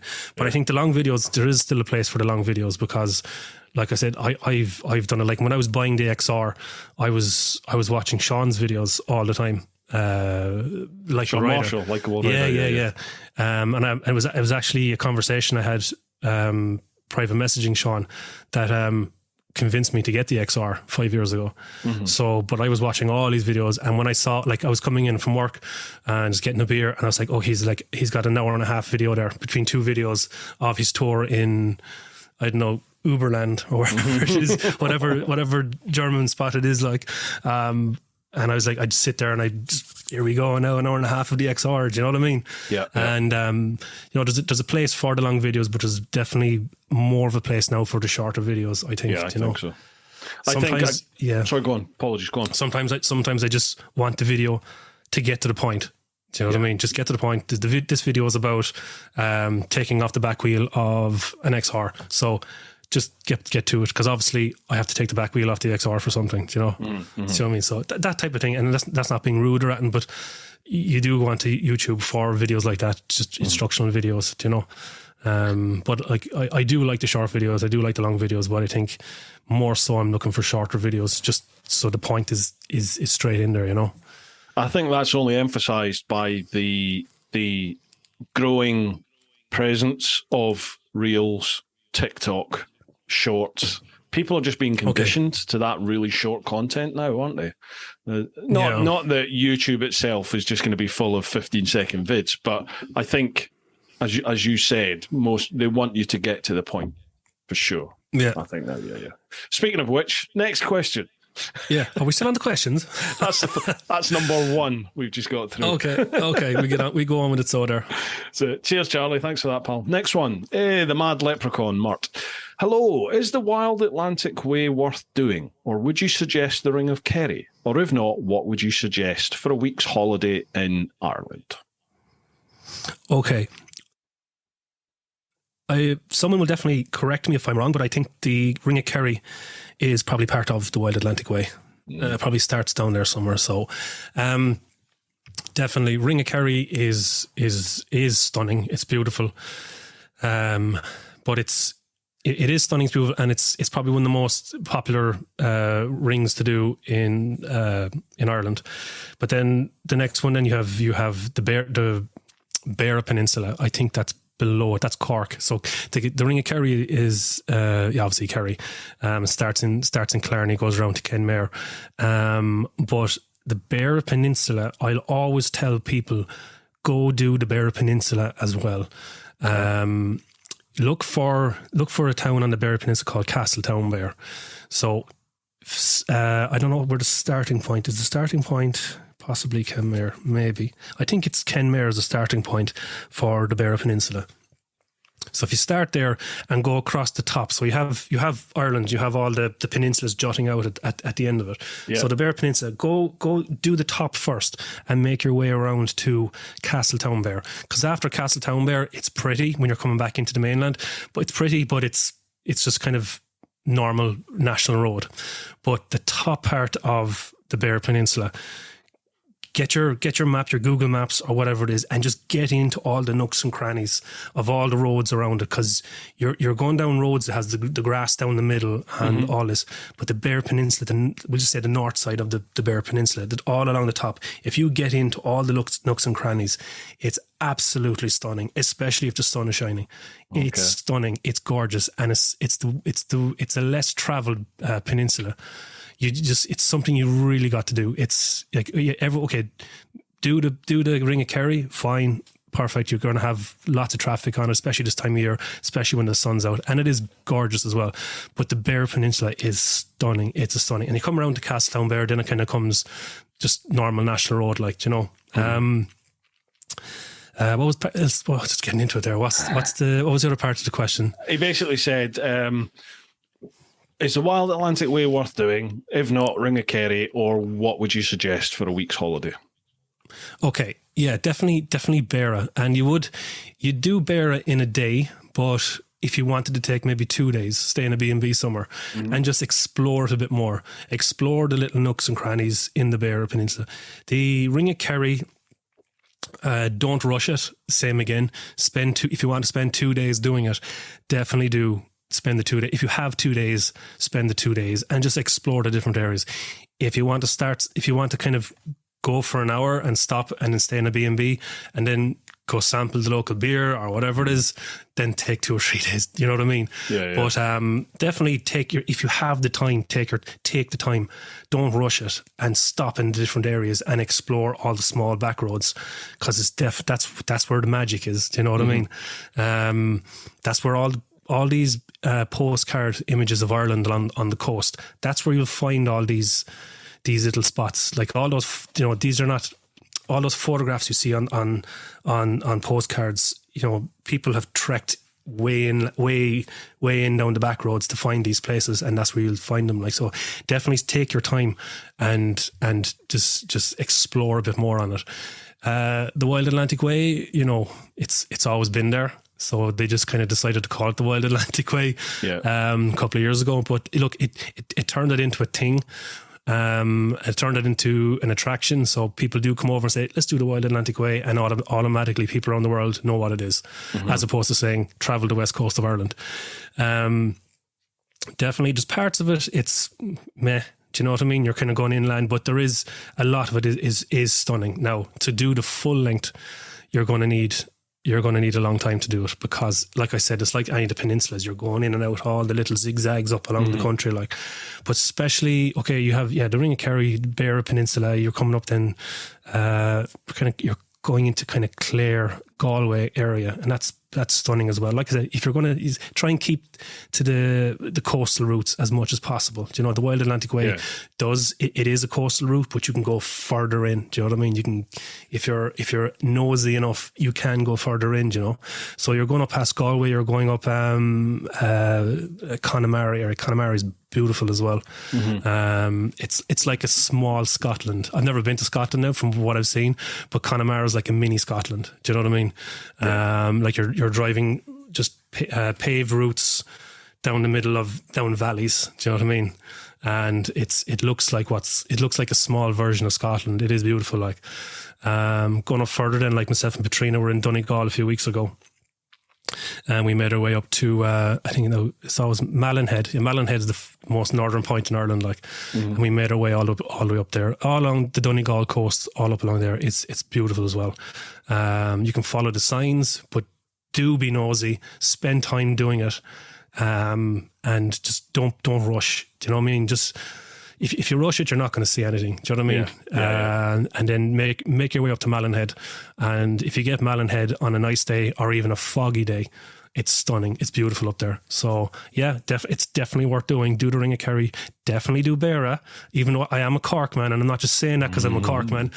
Definitely do Beara and do the top part of Beara and take your time, because it is stunning. I would definitely recommend that. So yeah, the answer to that question, take your time. If you have the time, do it. Do you know what I mean?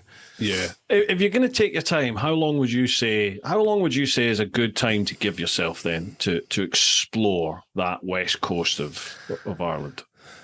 Okay, well, I mean, are we talking a month or are we talking? No. Well, you can make it as long as you want, really. But if you're just on a holiday, do you know, if you're on a holiday but you were tight for time, give yourself the week. Mm-hmm. Okay. Now I'm in an army transport company. I can leave Cork in the morning, and I might have to be up in Donegal, a barracks in Donegal on the same day. Like, do you know what I mean? Yeah. So being in a transport company, Ireland got very small for me. Do you know what I mean? It suddenly became, I could be anywhere within a couple of hours, because, you know, you had to bring something up to Donegal, or you had to be, you know what I mean? So, whereas when you're younger and you haven't been to different areas of Ireland, like, it just seems so far away. Yeah. But if you really wanted to explore and you had a week, maybe a bit longer, and you wanted to take the time, then do that. Do you know what I mean? Yeah. Definitely. It's definitely been on my radar. I've been, for the last sort of 2-3 years now, I've been saying every year, I'm like, right, I'm going to Ireland this year, I'll do it. And one thing or another's come along. Obviously 2 years we had COVID, but things have just turned up and I've just not been able to get across. And I'm not going to be able to do this year either, sadly. But I'm like, next year, I've got to be able to get over next year. And I'm dying to do exactly that. Just explore the whole West Coast and take some time doing it. Me again, folks, just another shout out for this week's sponsors, who are the Influencer Store. The Influencer Store helps you build your brand big or small, providing you with a solution and apparel. We help you to increase your fan base while supporting you with starting your own influencer clothing line with nothing more than just an idea or design, and there are no hidden costs. For more info, come check us out at theinfluencerstore.co.uk or drop us an email at online@influencerstore.co.uk for more information. And now, if you've got any of my merch over at TeapotOne.com, all of that is handed by Roger and Charlotte over at the Influencer Store. It's really good quality. It's British made. That's why I've gone with them. So a huge thanks to the Influencer Store. Lastly, folks, this is just one from me. It's a massive shout out to each and every one of you who's listened to the podcast, each and every one of you that watches the vids, both here and across on the main TeapotOne channel. Thank you very much for all your support. Thank you very much for engaging in the comments, liking and sharing the social media stuff, liking and sharing the vids. Sharing vids is a huge thing. Really is. You've got no idea how much that helps. You bump you up in the algorithm. So if you enjoy what you watch, what you listen to, share it amongst all your mates. And thank you very much. For all those of you over in the clan on Patreon, not much I can say except, a heartfelt thank you. You folks go that extra mile, and I really do appreciate it. I couldn't do this without your support. If you fancy checking that out, head to patreon.com/TeapotOne. Okay then. Let's get back to the chat. Take the time. Definitely give Beara a day.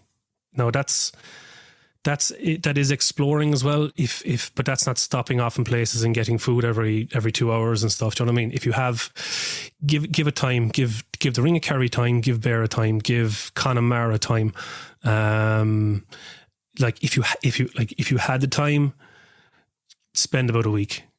Do you know what I mean? If you didn't have a lot of time, but just give it a week, and then you could kind of stay in areas and use a place like a hub, like you would in Switzerland or something like that, where you just pick, say, Andermatt, and then you're like going from Andermatt for 4 or 5 days and going around to all the different places. Do you know? Yeah. But the whole Wild Atlantic Way, giving it a week, you probably will miss out on a few things.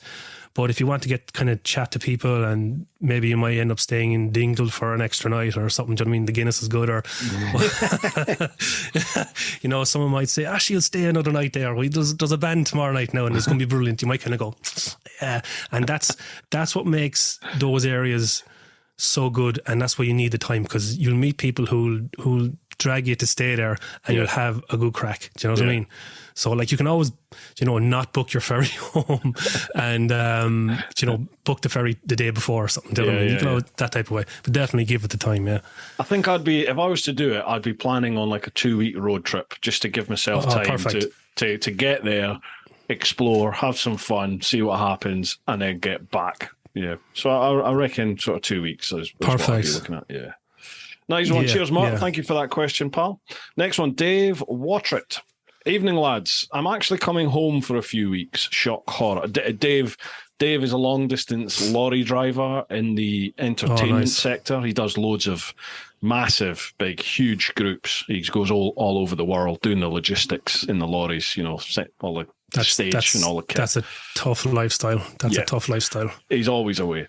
So he says he'll be home very soon. I'll have time for the bike at last. My usual question. I've got a couple of days with no direction in mind. Where would you head to in the UK? Also for Mark, can you convince our bearded pal that the XR is actually better than the GS? So no prizes for guessing what bike Dave owns. Yeah, XR, buddy. I'll let you answer the English one, for the Great Britain one first, because I have been in areas in England, but you'd probably be more versed to answer that question just about where to go in England. Like, yeah, I'd just say Scotland. Just go Scotland. There's amazing places. I'd be surprised in England. If you didn't. there's amazing places in England. There's stunning places in Wales, but I just think I thought personally, I just think Scotland beats all of them, and it's just if you're going to do a trip in the UK, you can only do one place. Go to Scotland and just like head towards Fort William and enjoy everything all around that area and north. Head towards Glencoe and all that areas, yeah. Yeah. Do Glencoe, go through Fort William, do Skye. I mean, Skye's stunning itself. Skye is like Scotland on one tiny little island. It's beautiful. Wow. And all up the west coast, do the Applecross, do the Drovers Road, do all that. It's awesome. It's amazing. So for me, Scotland. What about you then, Mark? Yeah. I haven't explored around Wales. I've only passed through. When I've gone into Europe, sometimes I've gone Rosslare to Cherbourg or straight into France. But sometimes I have gone Fishguard, then go across Wales, across England, then Harwich to Doka, Holland. Do you know?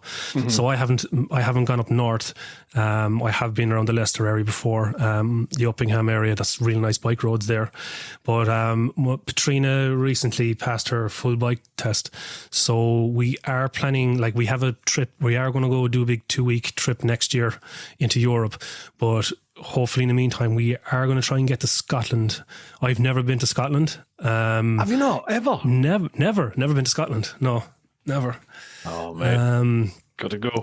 I've only had the motorcycle traveling bug since about 2004. Mm-hmm. That's when it kind of started for me. So I've been over a few times. The last time I was in Europe was 2014. Yeah. So, after that, Maya was born. Maya was born in 2015. And after that, then just it had to go on the back foot. Do you know what I mean? Then other few things happened, and then COVID, and then everything, so it just hasn't happened. So we were meant to go on we're meant to go to Poland this year. Maya's mum is Polish, so they go over to their Maya's grandparents in Poland for 2 weeks in the summer. Yeah. So Maya was always asking me, like, I said it one time, geez, I'd love to come over to you sometime when you're over and just stay over in the city somewhere and bring the motorbike. But she never forgot it. And I said it to her when she was small, and she never forgot it. And every year ever since, she's like, Dad, you're going to bring the bike over to Poland this year? I was like, sweetie, maybe. And we were meant to do it this year, but because of the restrictions with the bike testing, we didn't get to do it. We were going to do it, but we just couldn't book it just in case. So what's that then? What restrictions are those? It's it takes time. Like once you do your IBT, the training, there's no guarantee. You might get your call for your test a month later, two months later. Like it's depends on which county you're in, and how busy they are. You mightn't get called for a test for 2 or 3 months. Right. So by the time Petrina had done her IBT and completed her IBT, there was no guarantee she'd have her full license. Right, so gotcha. we weren't going to risk going into Europe with a provisional license, because now I know people who have done it and they've been fine, but completely, as soon as you leave the island, your insurance is null and void. And if the cops stop you and they see you're on provision, like they're not stupid, like they know what a provisional license is like. They go, sorry buddy, good luck, you're going on the back of your friend's bike there, you know. Exactly. And it's very much by the book in Europe. In terms of the old bill, you know, there's, I think a lot of the time in the UK, if you're dealing with a copper, you can talk your way out of a few things as long as it's not massively serious. But in Europe, nah, it's just bang. That's it. This is what's happening for sure. They can be, yeah. And if you show any attitude whatsoever, they'll come down heavy on you, and you're not going to win. You're not going to win with them, like, unless you're a copper yourself and you want to get it. Hey, I'm a cop, so take a picture, and they're like, oh yeah, sure, you know. I'll not comment on that. So I've seen that happen before, but if you're not connected to them professionally or anything like that, then forget about it. If you're breaking the law, they don't care. They're going to do you like. That's true, 100%.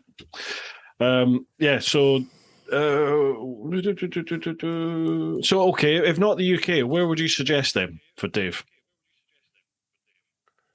Oh, you there? Sorry, just the old internet there, just checking it there. All right, no worries. If not the UK, from where you've been, where would you recommend Dave goes then for a couple of days? You don't know what part of the UK is he in? Don't worry about that. Just like if you had the option to go anywhere, and you've got a couple of days. By anywhere, I mean like the UK, Ireland, or possibly across into Europe if you wanted to do that. Let's push the boundaries a bit. Mainland Europe. Where would you go? Well, taking into consideration that he's on the continent constantly, he might not want to. I was just thinking that. Yeah, he might just vomit at the side of a ferry. Do you know what I mean? And the smell of the fumes. Like, no, I enjoy getting on ferries. I love the way the door closes up, and you're at home, and next thing the door opens up again 16 hours later, and you're in a completely foreign land. I love that. Yeah. I'm guessing he doesn't want to get on a ferry for a while, so. Definitely, look, Scotland. I've never been there. I've seen pictures. Go to Scotland. I heard the Lake District is good in the UK. I think there's more than enough books and reviews out there of best biking roads in Britain. Do you know what I mean? I think, Wales, Scotland, Lake District in the UK, possibly. I just assuming he doesn't want to get on a ferry. Go to Simon Weir's website, simonweir.co.uk, and he's got every part of the UK. He's got routes. Simon Weir. He's got tour. Yeah, Simon Weir, weir.co.uk. He wrote... Simon Weir. That's his latest one, Britain for Bikers. There. And he's thought of it all. The ring binders. Perfect. Oh, yeah. Laminated paper so it doesn't get... Yeah, it's all sorted. Yeah. Perfect. Yeah. If you go on his website, nice one. If you go on his website, I think his routes are something like 90p or 95p now. They were 70p, but he's put them up, so you can get a whole day's ride there for like 90p or something. Whatever. That's worth it. That's definitely worth it. Right, nice one. Cheers for that, Dave. Enjoy your travels wherever you go. Sorry, go on. Maybe he should just pack the bike and just go. Pick a direction and just go and see where it takes him for a week and a half, maybe. I love doing that. I love that. Yeah. Just clear the mind. Just spin, just make a compass on a piece of paper, spin a bottle, and wherever it goes, north, south, east, west, go that direction and just take the 2 weeks off. Bring your tent with you, bring your stuff with you, that's it, and just go. Mega. Maybe awesome. I forgot how much I enjoyed that style of traveling, because not like for the last few years, wherever I've gone, I've been going somewhere. and it's just like, right, I've got it's A to B type travel is what I've been doing. Whereas I never used to do that. I just used to go, and like when I went on tour with my mates, we didn't even have a hotel booked. You didn't worry about that till 2, 3, 4 o'clock in the afternoon, and then you just, okay, whereabouts are we? Jump on the internet, booking.com, that'll do. And that's where I really like. I'm going to give him a shout out here. It's not meant as an ad, but Kalimoto, because it's got that random ride function on it. You can just, ride in a direction, stop and go, right, just give me a random route. Or if you need to get to point B, chuck point B in and just let that thing work out the route. And off you go. And there's, loads of the sat nav apps do similar stuff now. But I like that, just the random nature of it. Off you go and just follow it, see where you go. Yeah. Right, next one. Last one of the Patreon questions. Harley, how's it, guys? Aliens. Do you think we would ever interact with them in our lifetime? Absolutely. I think it's round the corner now. What do you think about aliens? I think we already have. And you think so? Yeah, I do. Yeah. I think we've already had contact. Yeah. No. Yeah, there's definitely, I reckon there has been contact, I would say. Yeah. I think it would be ignorant and human nature of us to think that we haven't and nobody's watching us and we're the only ones here. Yeah. I'm not a scientist, or I'm not any of those type things, but like the infiniteness of the galaxy and space, to think that we're the only crowd here. Definitely. It's hard. It's getting harder and harder to cancel the fact that there has been contact made. But I think there is people on this planet, and obviously human nature, that wouldn't be able to handle the fact that there is aliens. Now, the alien, if there is, like, it mightn't be what we have in our head aliens are, green men. It could be a slug with 4 eyes that came off a meteor. Do you know what I mean? It might not be E.T. Yeah. Do you know what I'm saying? So, like, the planet is around a long time, and the rest of space is around even longer. And to think that nothing has crossed, has passed our way, is just quite closed-minded, I think. Definitely. When you look at these pictures that are coming out now from this new telescope that they have, I can't remember what it is. Is it the John Webber telescope or something? There's a satellite. Yeah, I think so. Yeah, they've sent out into deep space decades ago, and it's now reaching it's starting to send back images. So it's sending back some of the most detailed images we've ever seen of deep space. And as you just said, look at the vastness of it, and like the tiny little pinprick that you can see in this image is the entire known galaxy which we are part of, or whatever our galaxy is that the Earth is part of. That's that tiny little pinprick in amongst this massive, just vastness of stuff in space, all these other galaxies. And you're like, and there's billions of those pinpricks. Yeah, there's got to be other things out there. Just has to be. Yeah. Surely. There's another Bruce out there. There's another Bruce out there riding around in an XR. One that's actually gone and got a KTM. Yeah, one of them. Yeah. Do you ever listen to, like, Joe Rogan's a big one on this? He has people Jeremy Corbell and all them on, and they talk about, like, interdimensional travel, and they were talking about this recently with Jeremy Corbell.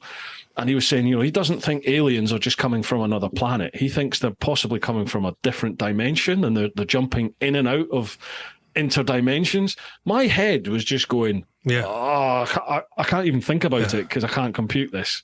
It just doesn't work. I don't get it. I'm going down to Tesco's for beer. That's too much.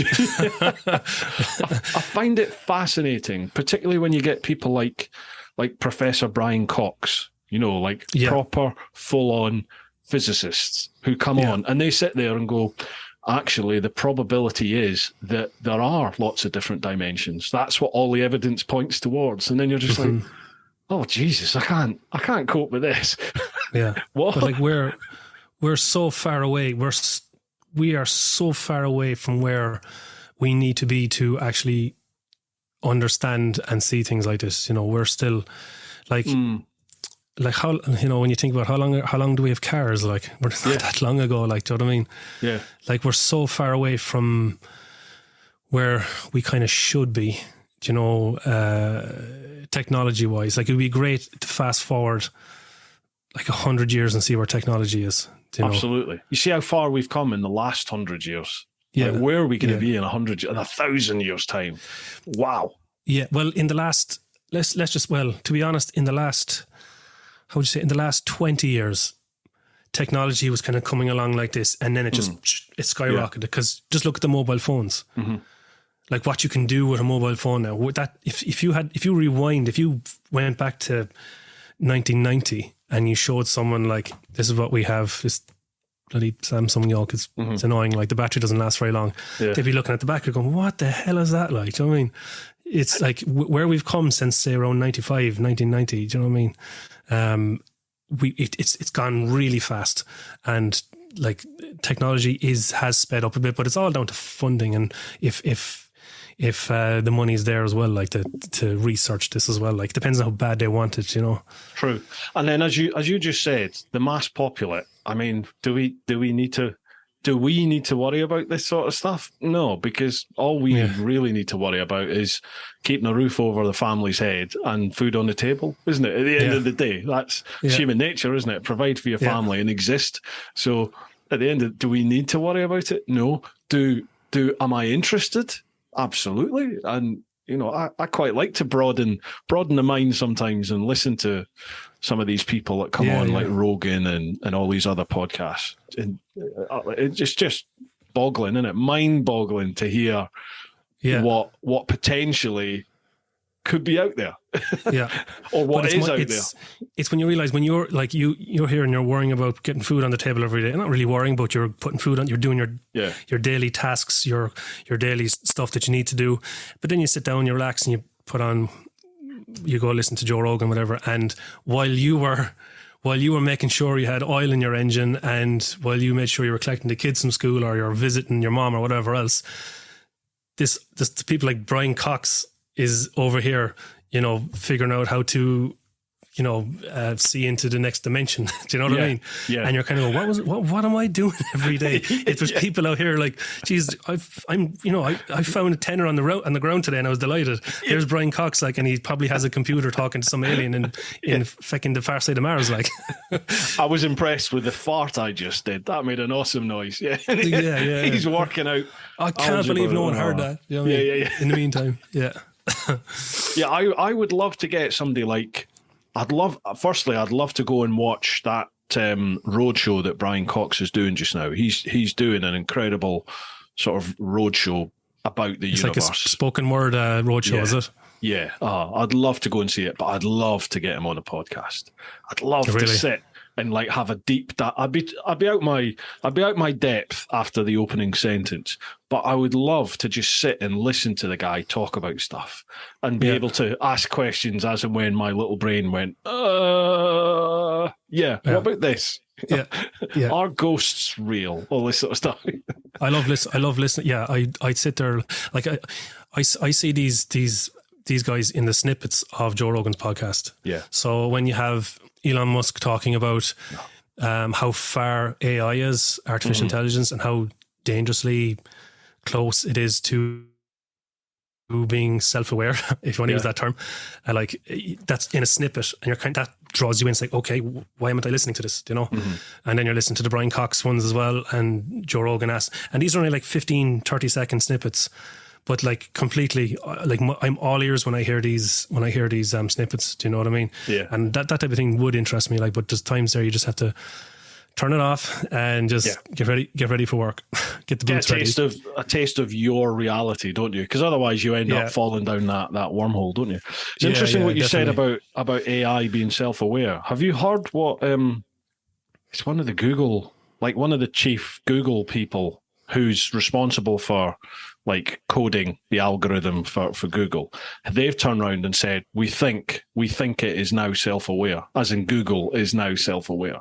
And this was massive news, literally for like a few days, and then it's just gone. Now it's just disappeared again. No one's really talking about it anymore. But I remember like Rogan, and he had a couple of, because he does 3 podcasts a week, doesn't he? And they're all towards the end of the week, Wednesday, Thursday, Friday, they come out normally. And every guest, it was obviously the hot topic, and everyone was talking about how Google have come out and said, we think our AI is now self-aware, or it's very much on the brink of. Yeah. And there was loads of like people like, they didn't have Elon Musk, but they had similar type of people that he was chatting to, and they were all like, this could be catastrophic. You know, and they're going down various scenarios, positive and negative. And then all of a sudden it's just gone. No one's worried about it anymore. That's because the AI deleted it from the internet. That's why. This isn't the stuff you want to worry yourself about. Oh, have a look at a dog catching a ball. Look, that was just a joke. That was a Google joke. Here's a guy farting in front of his wife. Have you seen expert marriage tips? Have you seen that one? No. I think that's Instagram or TikTok. But again, in one of those little wormholes I found myself down scrolling, this thing came up, and it's a geezer probably a little bit older than me. I'd say he's in his late 40s, 50s maybe. He's literally just standing talking to his phone with his wife behind him, and she's plainly got no idea what he's going to say, and he just goes, expert marriage tip. Yeah, and he comes I think I saw that. Yeah, it's brilliant. Brilliant. And she comes running after with the frying pan or a rolling pin or something and bashes the head off. I've seen those clips. I've seen those clips. They're quite humorous, actually. Mate, how are you for time? Because we've been waffling for a while now. I'm good. I'm good to go. My internet kind of fades in and out, but look, it's touch wood. It seems to be going good there the last hour. We're on a run at the moment, aren't we? Nice one. Yeah. Right. Well, thank you very much to everybody that submitted questions there over on OnlyClans. That we're now over on Insta, so that's TeapotOne Insta, and I'll leave all Mark's socials in the description down below. First one, Kerry Moto Girl. Question for both. This is your missus, isn't it? Yeah, that's my missus. Question for both. What's the best road trip you've ever been on, and one place you'd recommend to definitely go for a spin? So kind of similar to what we've chatted about. Yeah. Best place you've ever been? I'm going to say Austria. I loved Austria. I love the Alps. My sister got married in Meyerhofen in Austria. She was due to get married in Santorini. Is that how you pronounce it in Greece? Santorini, so. Yeah. Mm-hmm. And that was the time all the airlines were going bankrupt. So the airline that we were due to go to Santorini on went bankrupt. I think it was XL Air was called, and strange enough, it was actually the airline that brought us to Africa as well when I went to Africa in 2000. So it was kind of weird, but anyway, they went. So my dad skis in Austria a lot. He goes down and skis in Austria a lot. So he knew a lot of the locals. Like he's been going to Austria every year since before I was born. So he managed to set the wedding in the local town hall, which was great, Mm-hmm. So my sister was on the phone to me and she was like, okay, Mark, the flights are going to cost this much. We will subsidize and stuff. And I was like, you do realize I'm not flying to Austria. Like I have a GS. I'm going to pack the GS and I'm going on a bike trip, So I ended up driving to Meyerhofen on a solo trip. I went across France into Switzerland, down into Austria, and it was fantastic. I loved it. And everyone was like, "Oh, I can't believe you're going on your own." It's so weird going on your own. You don't speak French, you don't speak German, you don't speak any of this stuff. I was like, "Sure, look." It was really good. And then on the way back, then I gave myself 2 days to get back from Meyerhofen to the Hook of Holland, but we were having such a great time down in Austria. I stayed an extra night, so I had 1 day to get back from Meyerhofen up to the Hook of Holland. Yeah. Now I don't know how many kilometers that is, but I was on the GS for 14 to 15 hours straight in the 1 day. It's the longest I've ever done. It's a trip. I'll never do it again. It was a bit crazy, but definitely Austria, the Alps. I love it down there. It's proper picture postcard type stuff, isn't it? It's chocolate box scenery around the Swiss Alps. It's just gorgeous. Beautiful. Yeah. The colour of the water in the lakes is that sort of aqua. Everything. Oh, it's just amazing. Yeah. Everything.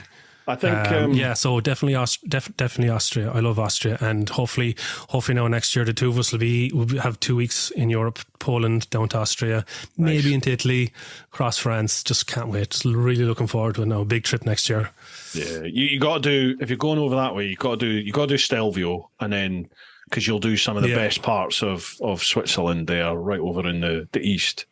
And then if you do the Dolomites in northern Italy, that's really... I thought I'd done the Dolomites before. I hadn't. I wasn't in the Dolomites. So the last time I went to Switzerland a couple of years ago, we did Stelvio and back across the top through the Dolomites, and it's amazing. Yeah. Beautiful. Oh, just stunning. Yeah. Beautiful part of the world. I'm going to factor all that in next year for next year's trip, definitely, 100%. So, yeah. All right, babe. Austria, best place.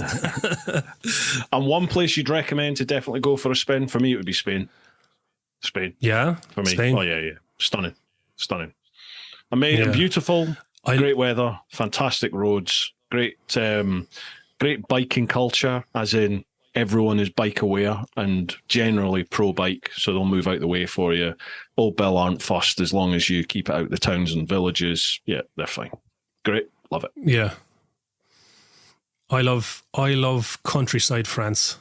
Mm-hmm. I love the yellow buildings and the wide open fields where there's no ditches. Yeah. I just love the small little cafes and the small villages like that in France. I love that. I really love driving through those areas. There's nobody there. The amount of times I've gone through France and you go through these villages and there's no one there. There's cars, there's houses, they're all shuttered up, and there's nobody there. Really? It's like 28 days later. Yeah. Yeah. I think I just love the peacefulness of it, the calmness of it. Yeah. People just going about their business, and it's just all, go in for a coffee or something and just chill out there. There's no one rushing you away like you're in a big city. It's just nice if you've been on a long trip or something. Just pull up. If you're staying in one of the B&Bs there, I wouldn't give a crap if the roof was falling in. Do you mean as long as it looks French? Just happy to be there. Do you know what I mean? Just somewhere chilled where there's no one bloody screaming at you or just honking at you or something. Somewhere, anywhere like that. Yeah, absolutely, totally with you on that. Nice one. Cheers for that one. Next one, Geoms. As humans, we like to put logic and answers to the irrational. My question, is there a particular conspiracy theory that you wholly believe is true? Awesome. I love these questions. Love it. Did we not kind of touch on that subject with the aliens? Yeah, but I mean, I think there's conspiracy theories outside of that, isn't there? Yeah, there will be. Okay, was JFK assassinated by his own government? Definitely. Yeah, 100%. 100%. Totally. Come on, some bloke with it's just a load of bollocks, isn't it? Yeah. Someone definitely just didn't want him there anymore, and just it's like Epstein didn't kill himself. Yeah, exactly. Yeah, exactly. I remember moving to the firearms command in the old Bill, and that topic came up, the magic bullet, and the instructors were just like, think about it. He said, yeah, bullets tumble. They're designed to tumble, but just no. It's just that will not happen. That they're saying one bullet has gone in and done whatever they said it has done. It's like, no. That didn't happen at all. Yeah.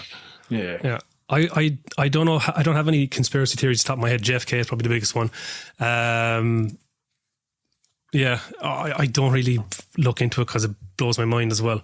Yeah. To me, sometimes I just don't want to accept the truth and things. Like, I just want to get on with my day. Like, I don't think it's healthy either to get obsessed with stuff like that. It's not healthy. Like, it's almost, I don't mean to be defeatist, and that's not what I'm meaning to be, but sometimes, sometimes things happen outside of our pay grade, don't they? Like, the world's a beautiful, amazing place, but it can also be quite a dirtied, dark place where things have to be done, and they're not always the right thing. Is that the right word? Do you know what I mean? Like, certain decisions have to be made. Yeah, exactly. Certain decisions have to be made. Certain things sometimes have to be done, which are maybe outside of the accepted norm for most of us. Yeah. But you're not talking about normal situations, are you? And I don't think we should I don't think we should know about everything that is going on to the same extent. If we find out about it, then I want to know why, and I want to know the reasons behind it for sure. But I think sometimes ignorance is bliss, because I don't think we're designed to know everything. And well, there is the conspiracy theory that why interest rates go up and down, why fuel costs go up and down, because it keeps us corralled. Mm-hmm. It keeps us busy and away from truths about certain things. Yeah, I've heard that. So when you're there and you're kind of struggling each week, maybe with your wages or whatever else, and next thing you know, it's coming out online about certain things, and something's been mentioned. Interest rates might go up. That'll take your focus off things that might be true, a bit of a conspiracy theory.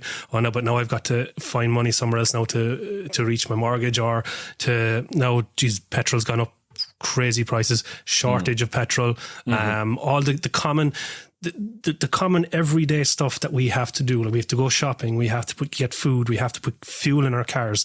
I'd say 70% to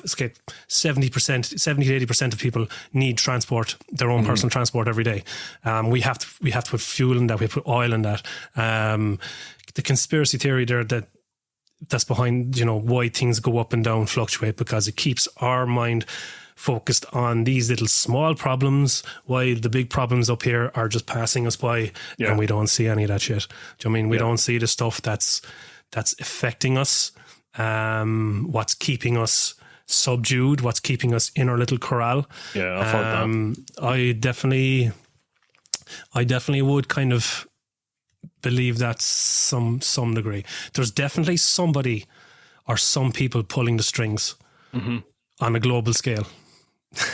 Do you like? I mean, this is massively. This is us properly delving into the dark box here, so to speak.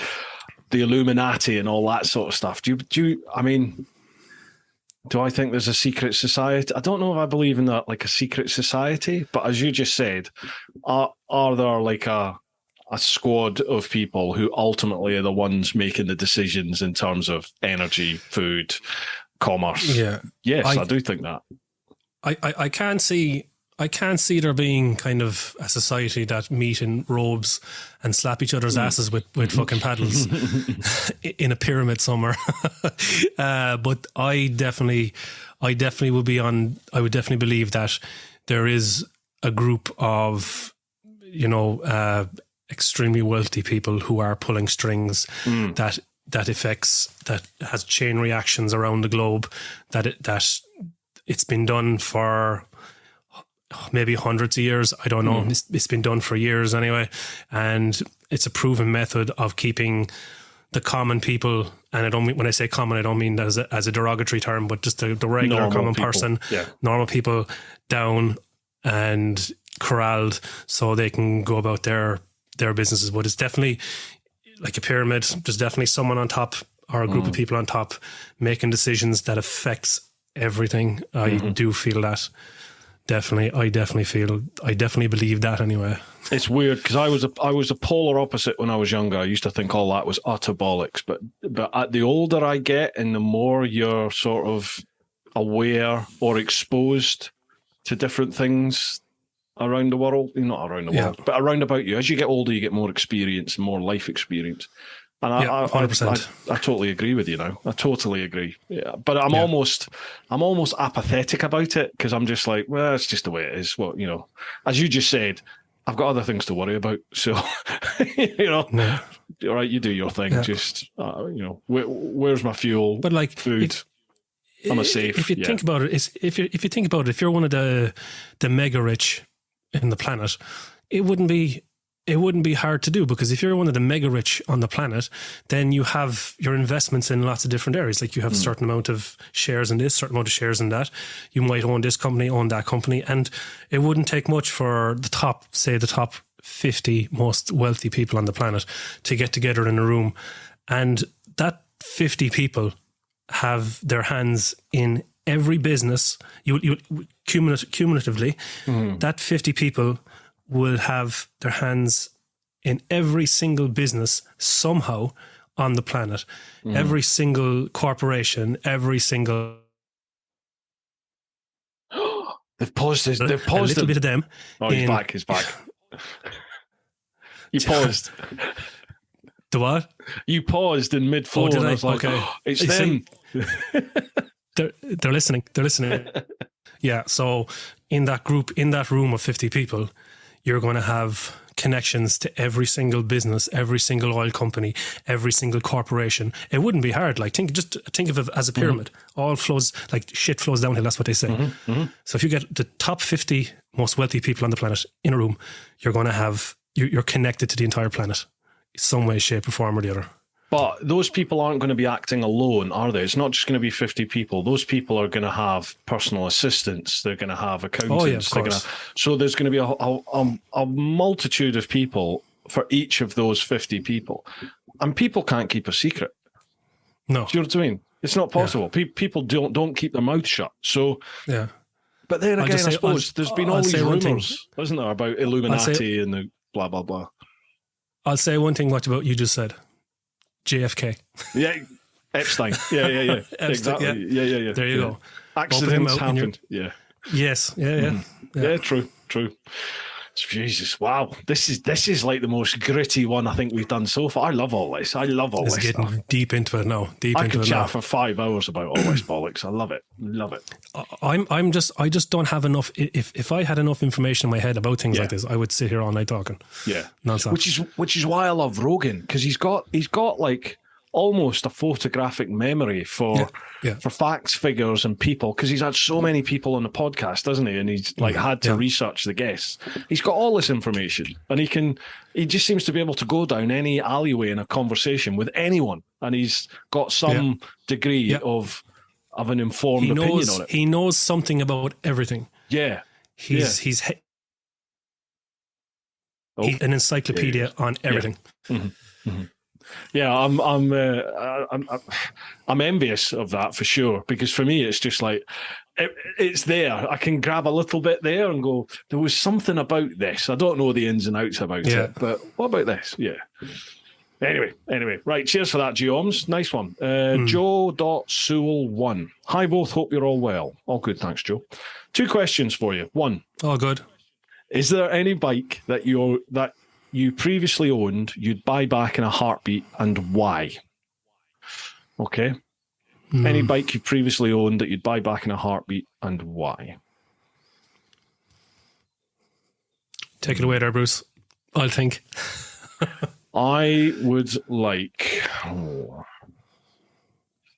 Well, the Suzuki GSX-R that I threw off a mountain in Germany when I had a massive crash over there, that was the best and fastest Gixxer I have ever owned. I don't know what Ollie, who used to work at Premier Motorcycles in West Wickham, I don't know what Ollie did to that bike, but it was a fucking weapon, and I would love to have that bike. Although there's not much point, because I'd either be dead or in jail very quick. But that was a weapon. Really? Yeah, I don't know what he did to it, but that's the fastest Gixxer I've ever owned. It was crazy. Super. That's for me. Yeah. You'd have it back. You'd have it back in a heartbeat, would you? I would, because I miss the sports bikes to the degree where I was even thinking the other day, for my next bike, could I return back to like my sports bike days? And I don't know if I could. I could, of course I could. But what would be the point? Because it's not as much fun as even a big adventure bike for normal road riding. You know, you can corner and ride faster on normal roads on the adventure bike than you can on the sports bike. Because by the time you've wound the sports bike up, you know, you're at another bend, or you're coming into a village, or you're going to be doing stupid speed. Whereas the GS or big adventure bikes, you can hover between 50 and 80 mile an hour, and, you know, really snappy. It's lovely. It's punchy. It's comfortable. It does everything. It's practical. Yeah. Sports bike. I did think about the RR. I mean, the RR is quite a practical sports bike. But I would. Which one is that? Is that the S1000? S1000 RR. Yeah. So I had one. It's a lovely bike. But I think I would just be in jail very quick, or dead. Yeah, you kind of just want to get going on it. You just kind of you just need to go, because when on the RR, when you go over, I'd say once you hit, I don't know, say 70 miles an hour, you can sit up and the wind will hit your chest, and that just takes all the pressure off your wrists. Yeah. Like I rode one of them. I had a track day in one, so I rode from Cork up to Dublin, did the track day. It pissed rain during the track day. Then I drove back down to, where was it? Then to Wexford and then back to Cork in the one day, like, and I was soaking as well. And I had no numb bum, I had no sore wrist or nothing. So the S1000RR is an amazing sports bike to drive. Like it's a touring track weapon. 100%. 100%. It's such a great bike. I just couldn't justify keeping it because I had the GS at the same time, and I was paying for two of them. I just couldn't justify, because I wasn't driving it enough. I was kind of coming out, having a few beers, sitting down, looking at it, and just kind of cleaning it all the time. It just didn't justify paying what I was paying for it, you know. So I ended up trading the RR and the 2009 GS I had for the 2014 GS I got, the liquid cooled. Yeah. So if I was to go back and get a bike that I used to own, it would probably be one of the Harleys that I used to have. Right. Okay. Yeah. Now, if I could go back and get one of the bikes that I used to own, but still keep the bike I have, then I'd go back and get the Harley. Definitely. It was I really didn't know what I had at the time, but it was obviously I knew it was a Harley, but it was a Harley Dyna lowrider, and it had come over from the States. It was a shop in Cork here. They import them from the States, and she was a 1440 bored out to a 1550, and it had a 6-speed Screaming Eagle gearbox in it. It had the extra rectifiers or whatever they are on it, the oil coolers and all that jazz. And she had a set of Reinhardt open pipes on it. This thing was an absolute fucking beast. She was a beast of a bike. And even with all of that, she was a very fast bike, an extremely fast bike.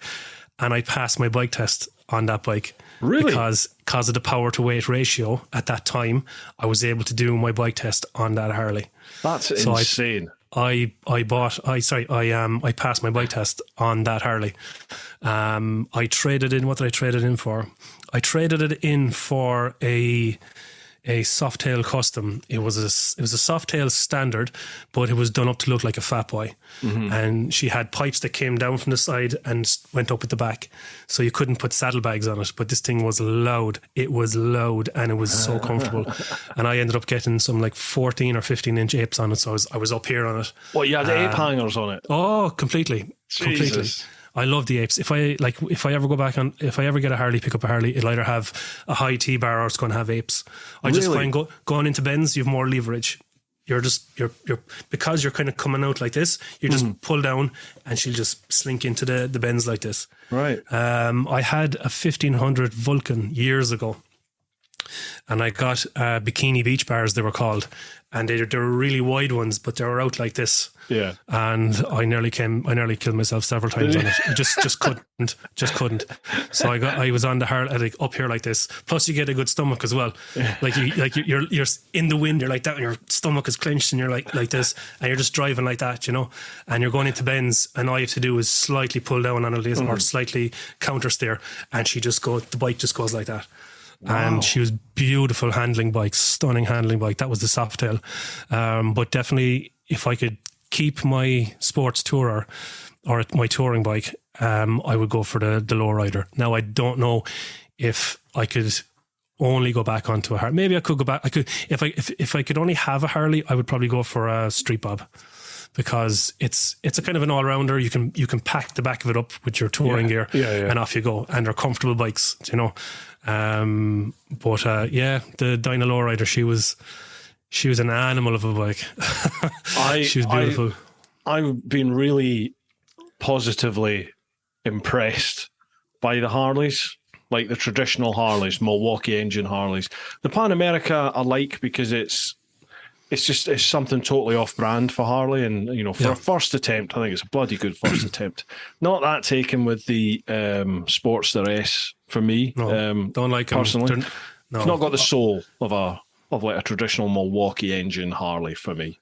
I'm at the stage where the bike has to be fun but practical as well. I need to be able to load up the back of that with gear, with stuff. I don't have the luxury at the moment of having a bike where you can't put someone on the back or put gear on the back, or it's a struggle to put stuff on the back to go touring. Do you know what I mean? My focus now is to have a bike that I can go touring on. Do you know what I mean? There's nothing like that feel. Like Ewan McGregor said that there's nothing like that feeling of strapping your tent and your shit to the back of the bike, and off you go. Yeah. Like, do you know what I mean? If I can't strap stuff to the back of the bike, I don't want it completely. Do you know? See, I have this weird part of me that likes. I like to be different. Says the man with the GS, I know, but I like to be the person. Like for me, turning up at a track day with a GS, I love that. Doing a trip around the world on a Gixxer, I love that. Doing around the UK on a 125, I love that, because it's something that people don't normally do. No, it's not like nobody's ever done it. I'm not bothered about that. It's like it's not the norm, so that's what I quite like. So was that the video you did with Richie Vida and one of the other lads with Fish? Yeah. You were on the 125s. Yeah, that was the Big Little Adventure. But I've subsequently, since that, I did around the UK in. Well, I tried to do. It's a 48-hour iron butt ride, basically. So you do.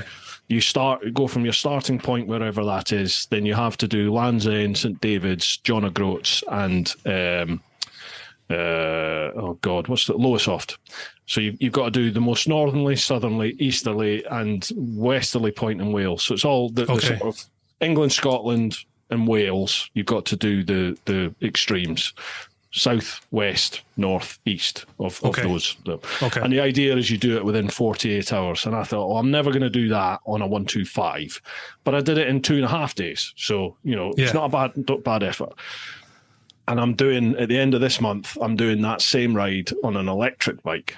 And the plan is to try and get it done in under 4 days if I can. So really? Yeah, that's my game. That electric bike you just posted on your video. She's sexy bike. She's a good looking bike, isn't it? She looks like the Multistrada. Yes, totally. It handles beautifully as well. Stunning. She's an absolutely stunning bike now. You seem to be driving a lot of electric bikes lately.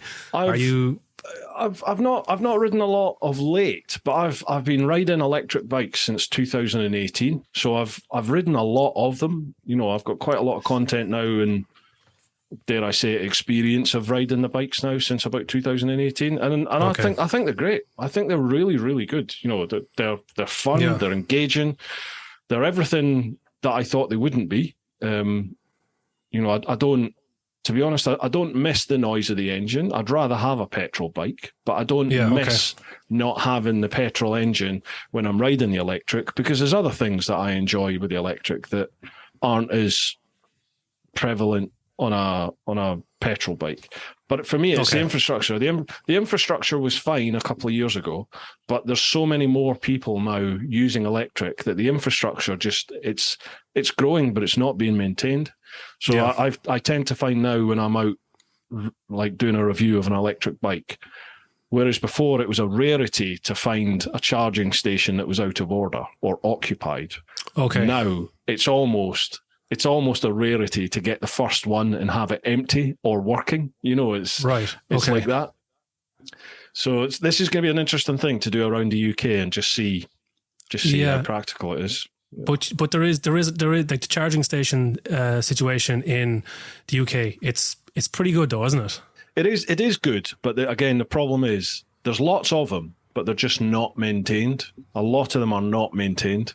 It's changing, because at the moment there's a big company called GridServe that apparently has been given like a contract or something. So they're bringing in a lot more chargers, and they have a maintenance schedule for those chargers. Whereas the ones that are there at the moment, some of them have been out of use for 3 months, 4 months. So it's just like, that's ridiculous.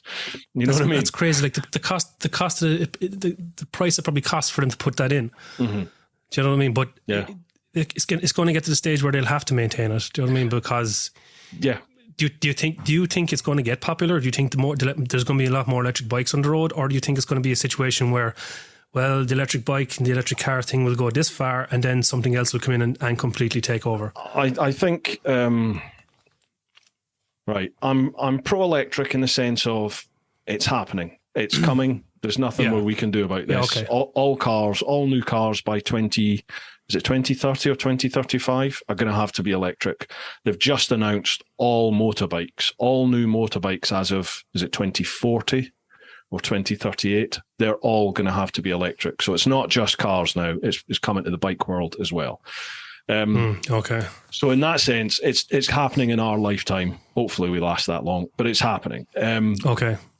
At the moment, I don't think the infrastructure's there to cope with it. And for me, it's not the vehicles themselves. Electric bikes, electric cars, they're great. They're fine. And I think the range, everyone goes on, oh, this one's got 130, 140 mile range of normal, proper riding, how you and I would ride a bike. It will do it. You're not nursing the throttle. It will do 130, 140 miles of having some fun. And people go, oh, it's ridiculous. I need a 200 mile range. Fuck off, you do. Fuck off, you do. How many people sit there and do 200 miles every single time? They don't, do you? You'll do 70, 80, maybe 100 miles, stop, fill up, have a bite to eat, whatever it is, cup of tea, fag, whatever you're doing. So I think the range now, personally, is fine. But it's just the infrastructure. It's the fact it takes 20 minutes to refuel. Some of them are 40 minutes to refuel. The fact that the chargers aren't maintained a lot of the time. The fact that if everybody is going to be on electric, well, there's already queues at times now. Yeah, I've seen it. I've seen it with percentage of people. Yeah. So if you imagine, if you're going from a small percentage of people are on electric vehicles and we're getting queues for the current infrastructure, we're fairly quickly, you're talking 15, 20 years' time, everyone is going to be on electric. Yeah. Is the infrastructure going to grow to allow for all that? And this part of the conspiracy part of me comes in and goes, well, no, it's not. But they don't want everyone to be out using their cars and their bikes the way that we currently do with petrol. They don't want that. The whole point of this is to sort of lower the impact on the environment and to reduce traffic on the roads. Well, this is a great way to do it, because if you can't charge your bike or your car up, you can't use it, can you? Yeah. So that's going back to the pyramid control thing again. That's part of me thinking that. And then the other part of me is, I don't think electric is the answer. It's not as environmentally friendly. I think now when I look at the evidence that I've seen, it's just not. I don't think it's even as environmentally friendly as petrol is at the moment.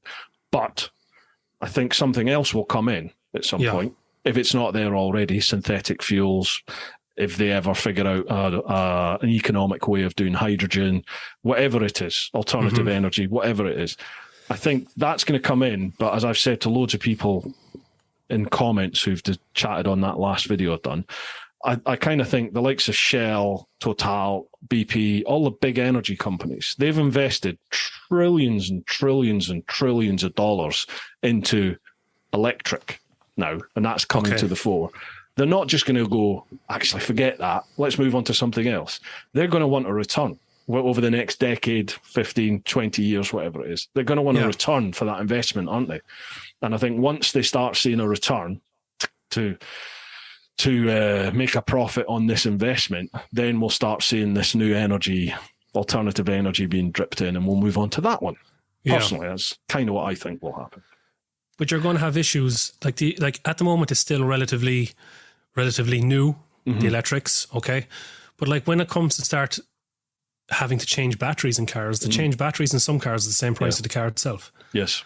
And then you're going to have, like, I saw a photograph of it. Where was it in Asia somewhere, where they had a lot of electric taxis or something, and they were broken, like they were finished, like the life had been gone, like, and there was like acres of these small little cars just left lying there, with all these dead batteries in it. It's I think there's going to be too many problems with with the batteries in these cars and motorbikes further down the line. At the moment, it's still new. Like, is it the Prius? Everyone jumped on the Prius when it came out, but now it's starting. The Prius is around a long time. It's now time to start changing the batteries in them. and people are finding out to change the battery in the Prius is almost the same cost as the Prius. Yeah. Do you know, you're going to have this problem then of cars being stacked up. Some are cars and motorbikes and electric vehicles. And then you're going to have the problem of disposing of all these batteries. Yeah, what do you do with them now? Yeah. Mm-hmm. Like the long-term problems of the batteries is being kind of hidden away at the moment. So I think it's going to be very interesting to see where it goes. But I like what you said. I don't think batteries are not going to be the solution. Definitely not. No, absolutely, I totally agree. But my worry is that they either haven't put the foresight and forethought into what they're going to do eventually with the byproduct of this move to electric, or they've thought about it and just thought, do you know what, don't care, going to make our money and just now and that basically what we did with petrol, with fossil fuel, and that's kind of what they've done with that. Ring it for whatever it's worth, and then wring as much as you can out of it and let the next few generations pay for it. What they say about the batteries though is that just because they're no longer viable within a car or a motorbike, what they say they do with them after that is that they're going to be incorporated into power cells. So you'll take all these batteries and they get combined to produce like a power pack, which can then be used to power the chargers or power lights or do something like that. Okay. But eventually those batteries will no longer be fit for purpose. Okay. Then as you said, then what happens to them? Is it like the old nuclear waste that was just either buried or dumped out in the ocean? Who knows? I don't know. Who knows what's going to happen with it?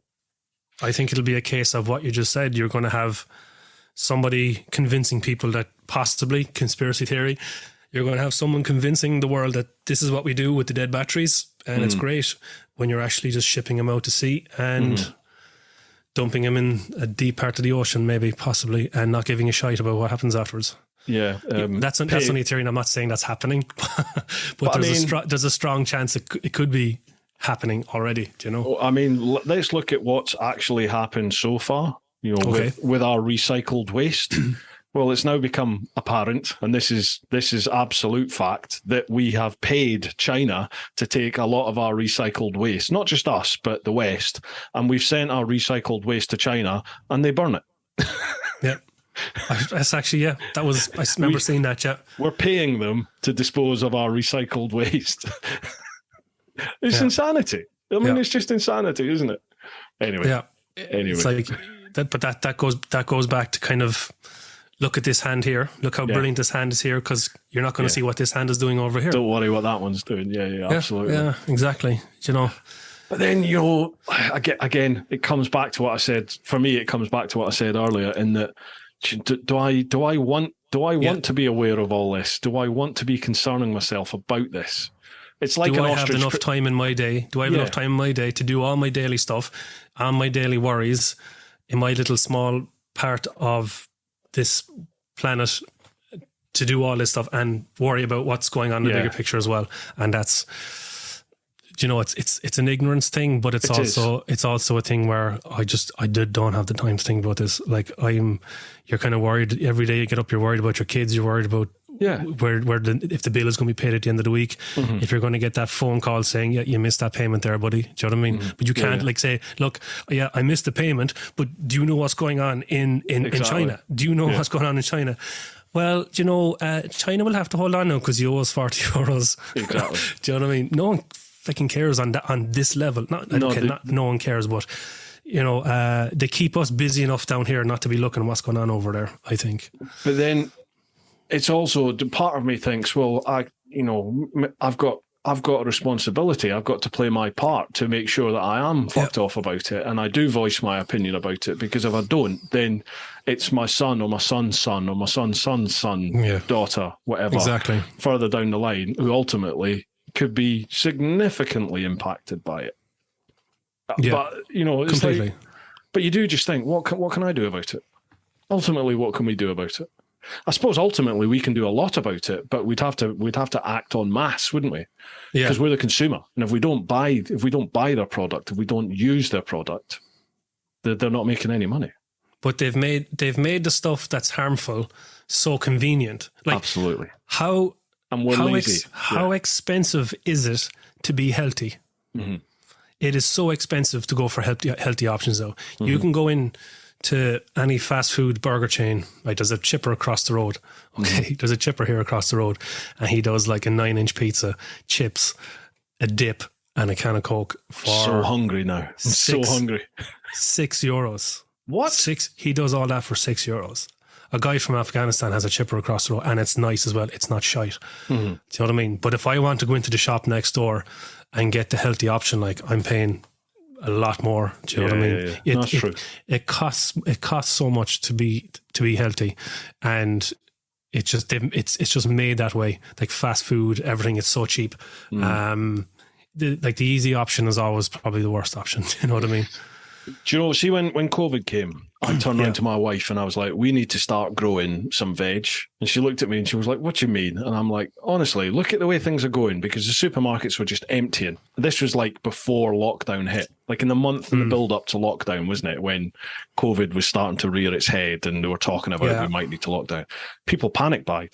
They panic bought everything, didn't they? Remember, Toilet paper, pasta, canned stuff. It all disappeared. And I said to my wife, I was like, we need bomb shelters.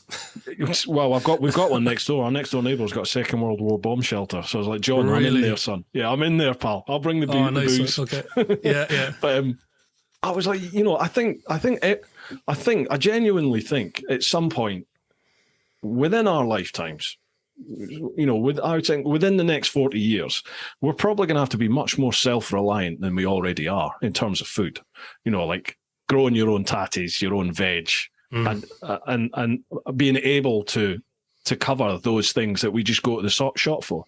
I mean, do you remember? Like, I don't know what it's like in Ireland, but here in the UK, there's a lot of like supermarket. Maybe not so much supermarket anymore. They seem to be getting a grip of it. But things like petrol stations where they have a little Tesco's added onto a petrol station. A lot of them, the shelves were empty because they couldn't get. They couldn't get any stock through. There was just issues with the supply chain. Yeah. Still, to this day, some of the shelves are running empty. Really? You're like, it doesn't take long for what we know as a society to sort of break, really. To dissolve slightly. Yeah. And if you can't go to the supermarket and buy your bread or your milk or your meat or, whatever food it is that you eat, what do you do then?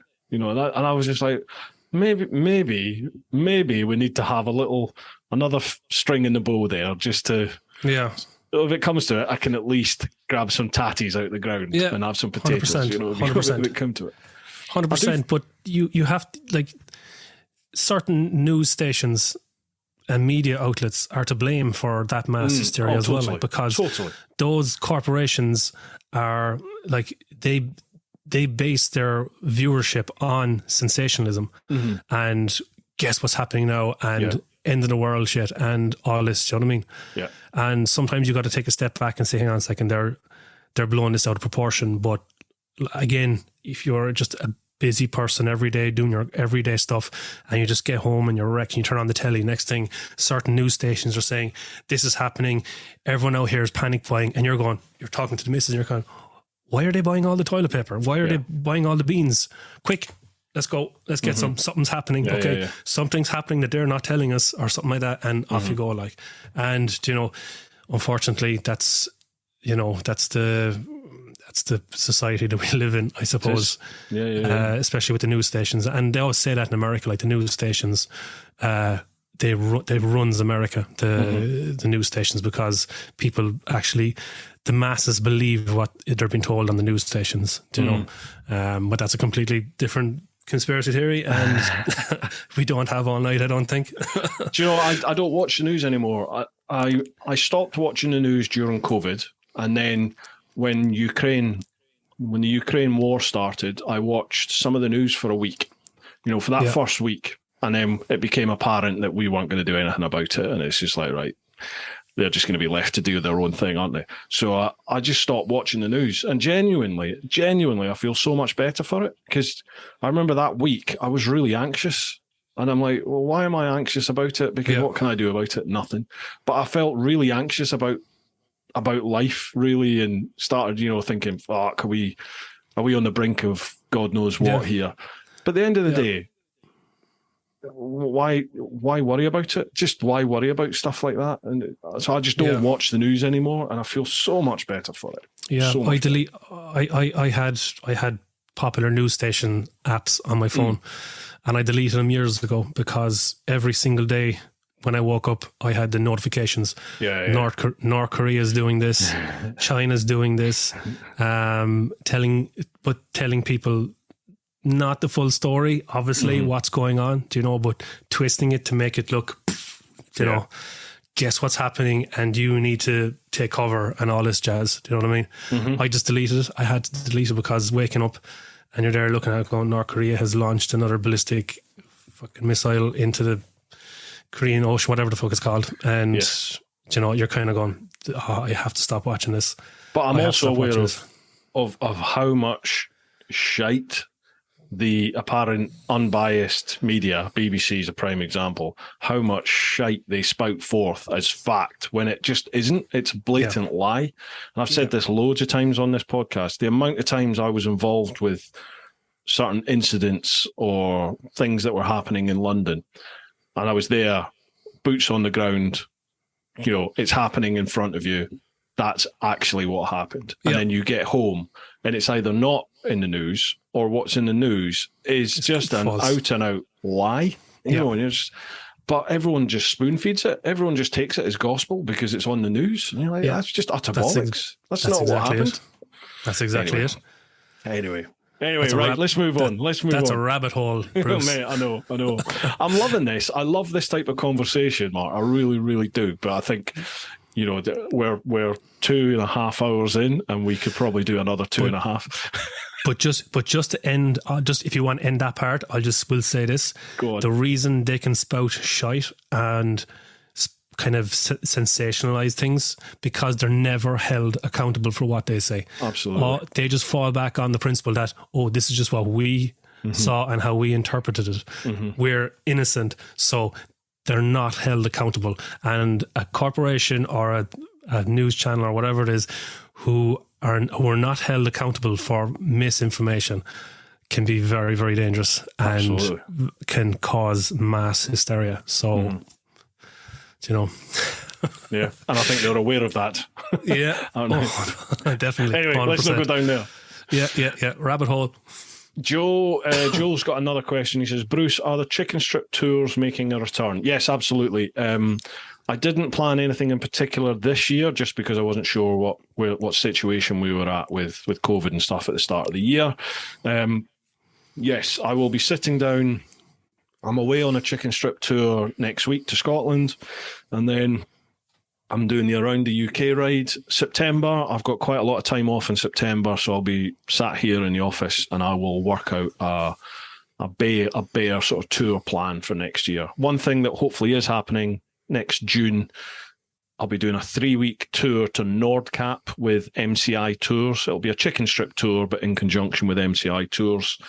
That is a bucket list trip. It's amazing, but it's expensive. I think he's not worked out the final cost for it, but I think you're going to be looking at $5,500-6 grand for 3 weeks. I think. Is that sterling? Yes. Jesus Christ. Yeah. I mean, it's oh my God. It's a proper trip of a lifetime trip. Yeah, 100%. The plan is to do it in June, but obviously we have to do it so we cover the overheads and make some money out of it.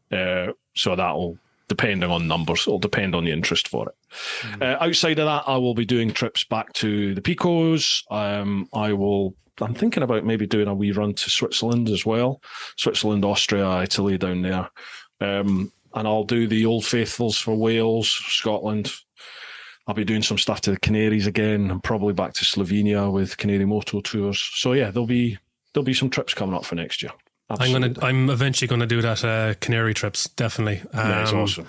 Brilliant. Just the ease of it, of just bringing your gear with you on a plane, getting picked up, bike rental. Well, from what I've seen on your videos, the bike is there, and off you go. Like, just bring your helmet and your gear if you want, and off you go. Paid whatever. I think it's, I don't know how much. I remember looking at it. It's something just about 1,100 euros, 1,200 euros, something. And if you can get a little loan out of credit union or whatever it is, you know what I mean? Yeah. It just, I was wanting to do it, and then COVID hit. It was on my to-do list because I've still looking at your videos.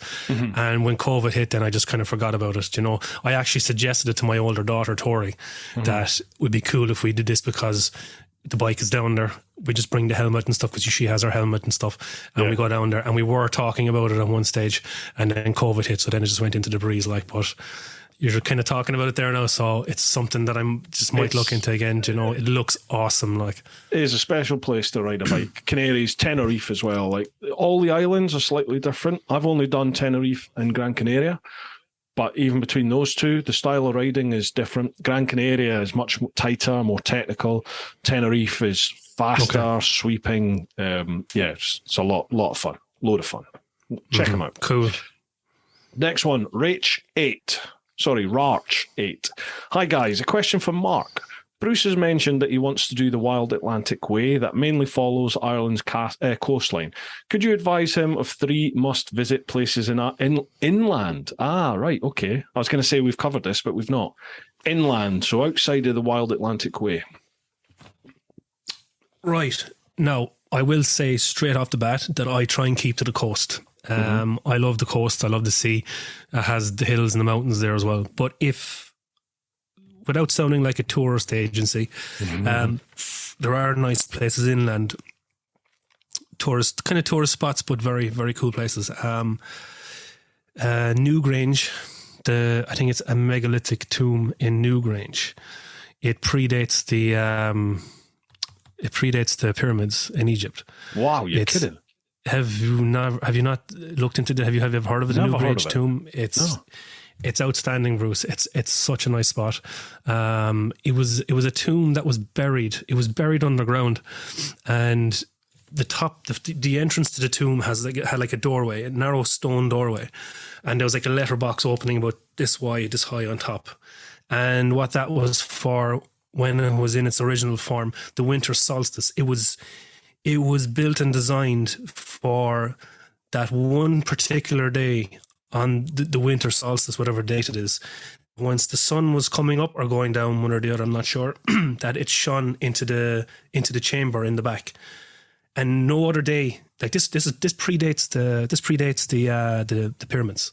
So this was built using whatever tools, whatever it was like, and on this one particular day throughout the entire year, if we had sunshine on the winter solstice, it is Ireland, the sun would shine in through the top of this letterbox, whatever way it's set up, and it would light up the back of the tomb. It is a burial tomb, as far as I know. I'm not a tourist. I've been there a few times. I don't know enough about it, but it was buried underground, and someone just came across the top of it, the letterbox part, and they were like, "Shit, what the hell is that like?" You know, because there was other small little mounds around the place that they had uncovered. So they uncovered this place, I'm not sure how long ago, but it wasn't actually that long ago in relative to how old it is. But it's a big circular tomb. It's a big tourist attraction. From people from around the world come to see it, like, and it's close to the Hill of Tara, which is the ancestral home of the Irish kings, where they used to come and waffle about whatever they're waffling about.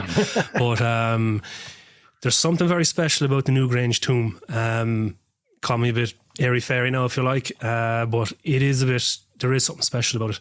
And I remember the last time I was there with my daughter Tori, and she's like really big into history, and we were in you can actually go into the chamber, you can actually go into the tomb itself and go right down the path and into a kind of a burial area. And I remember asking the tour guide, the lady, she was very nice, and I said, "Do you know, this is a small little area of the tomb." I said, "Is there nothing else buried here?" Because the actual structure itself is very big. It's a huge circular structure. And she said, "Well, now that you say that, students from a French university came over a couple of years ago, and they asked if they could X-ray it, if they could X-ray the parts of the mound, and of course they."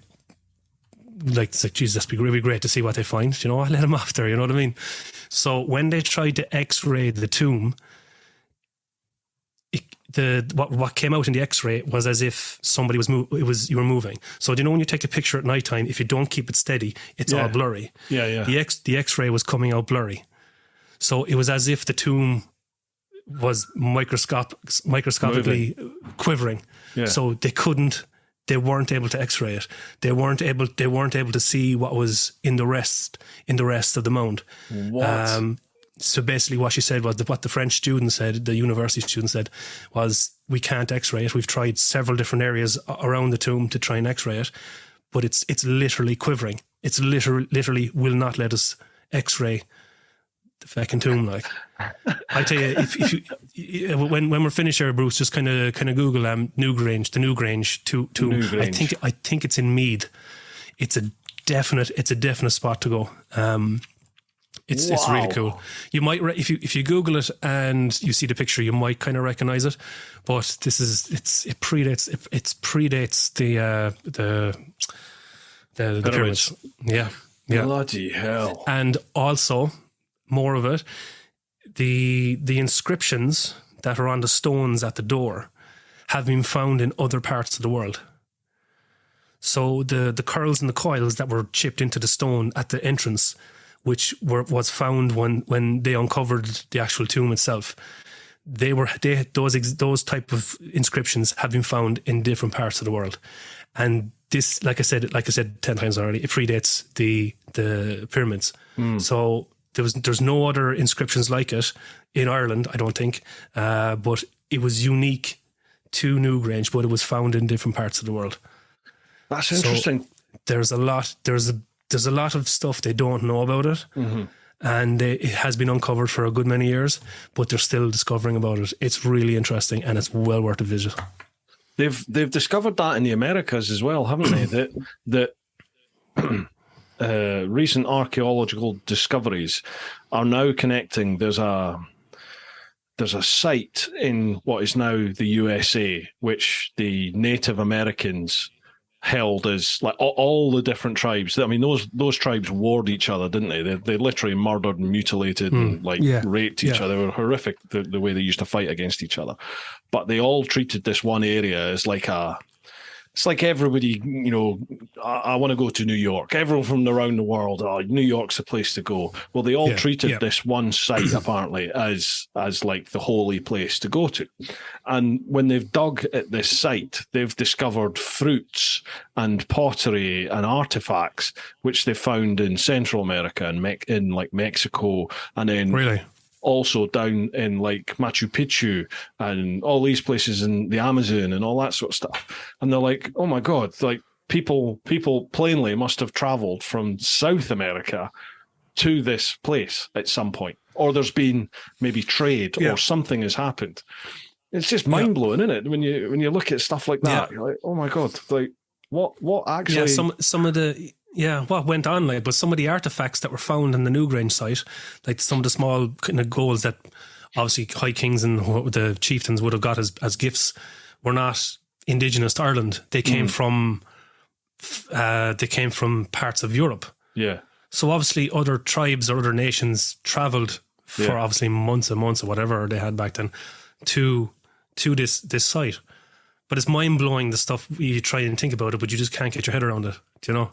There's all sorts of like conspiracy theories about that, isn't there? In that aliens, like, ancient civilization was more advanced than we are at the moment, and like the jump to go from monkeys, apes to where we are. They say that was that like an extraterrestrial input that came in and advanced some apes from where they were that then became human? But then also saying, well, what happened? How come we seem to have been so advanced at one stage that we did things like you just said, Stonehenge, the pyramids, the level of what's the word I'm looking at? The level of sophistication that's been used to build some of these places. We don't know how they did it now, even with the computers and everything that we've got. We're like, how did they do that back in the day? So there are also people are saying, well, what happened to civilization to effectively reset it? And there's like a 10,000 year gap before civilization sort of started and working its way up again. Like, what happened there? It's interesting. Yeah. They either already know and they're not telling us, or we'll never know. It's one or the other. The more I do this podcast, the more I want to smoke weed. I've never smoked it, but I'm like, I really want to just get on it and have one of these conversations with somebody about stuff like this. Yeah. Until the sun comes up, and then start talking about why is the sun coming up. I know, whilst eating quavers. Yeah. Right, last one from Instagram. Sorry, go on. No, I think that honestly, I just try and keep to the coast in Ireland, and that's nothing against the Midlands, but I love the sea. I love the mountains. I'm a water baby. I love being in the water. It's just I love I love mountains and I love sea.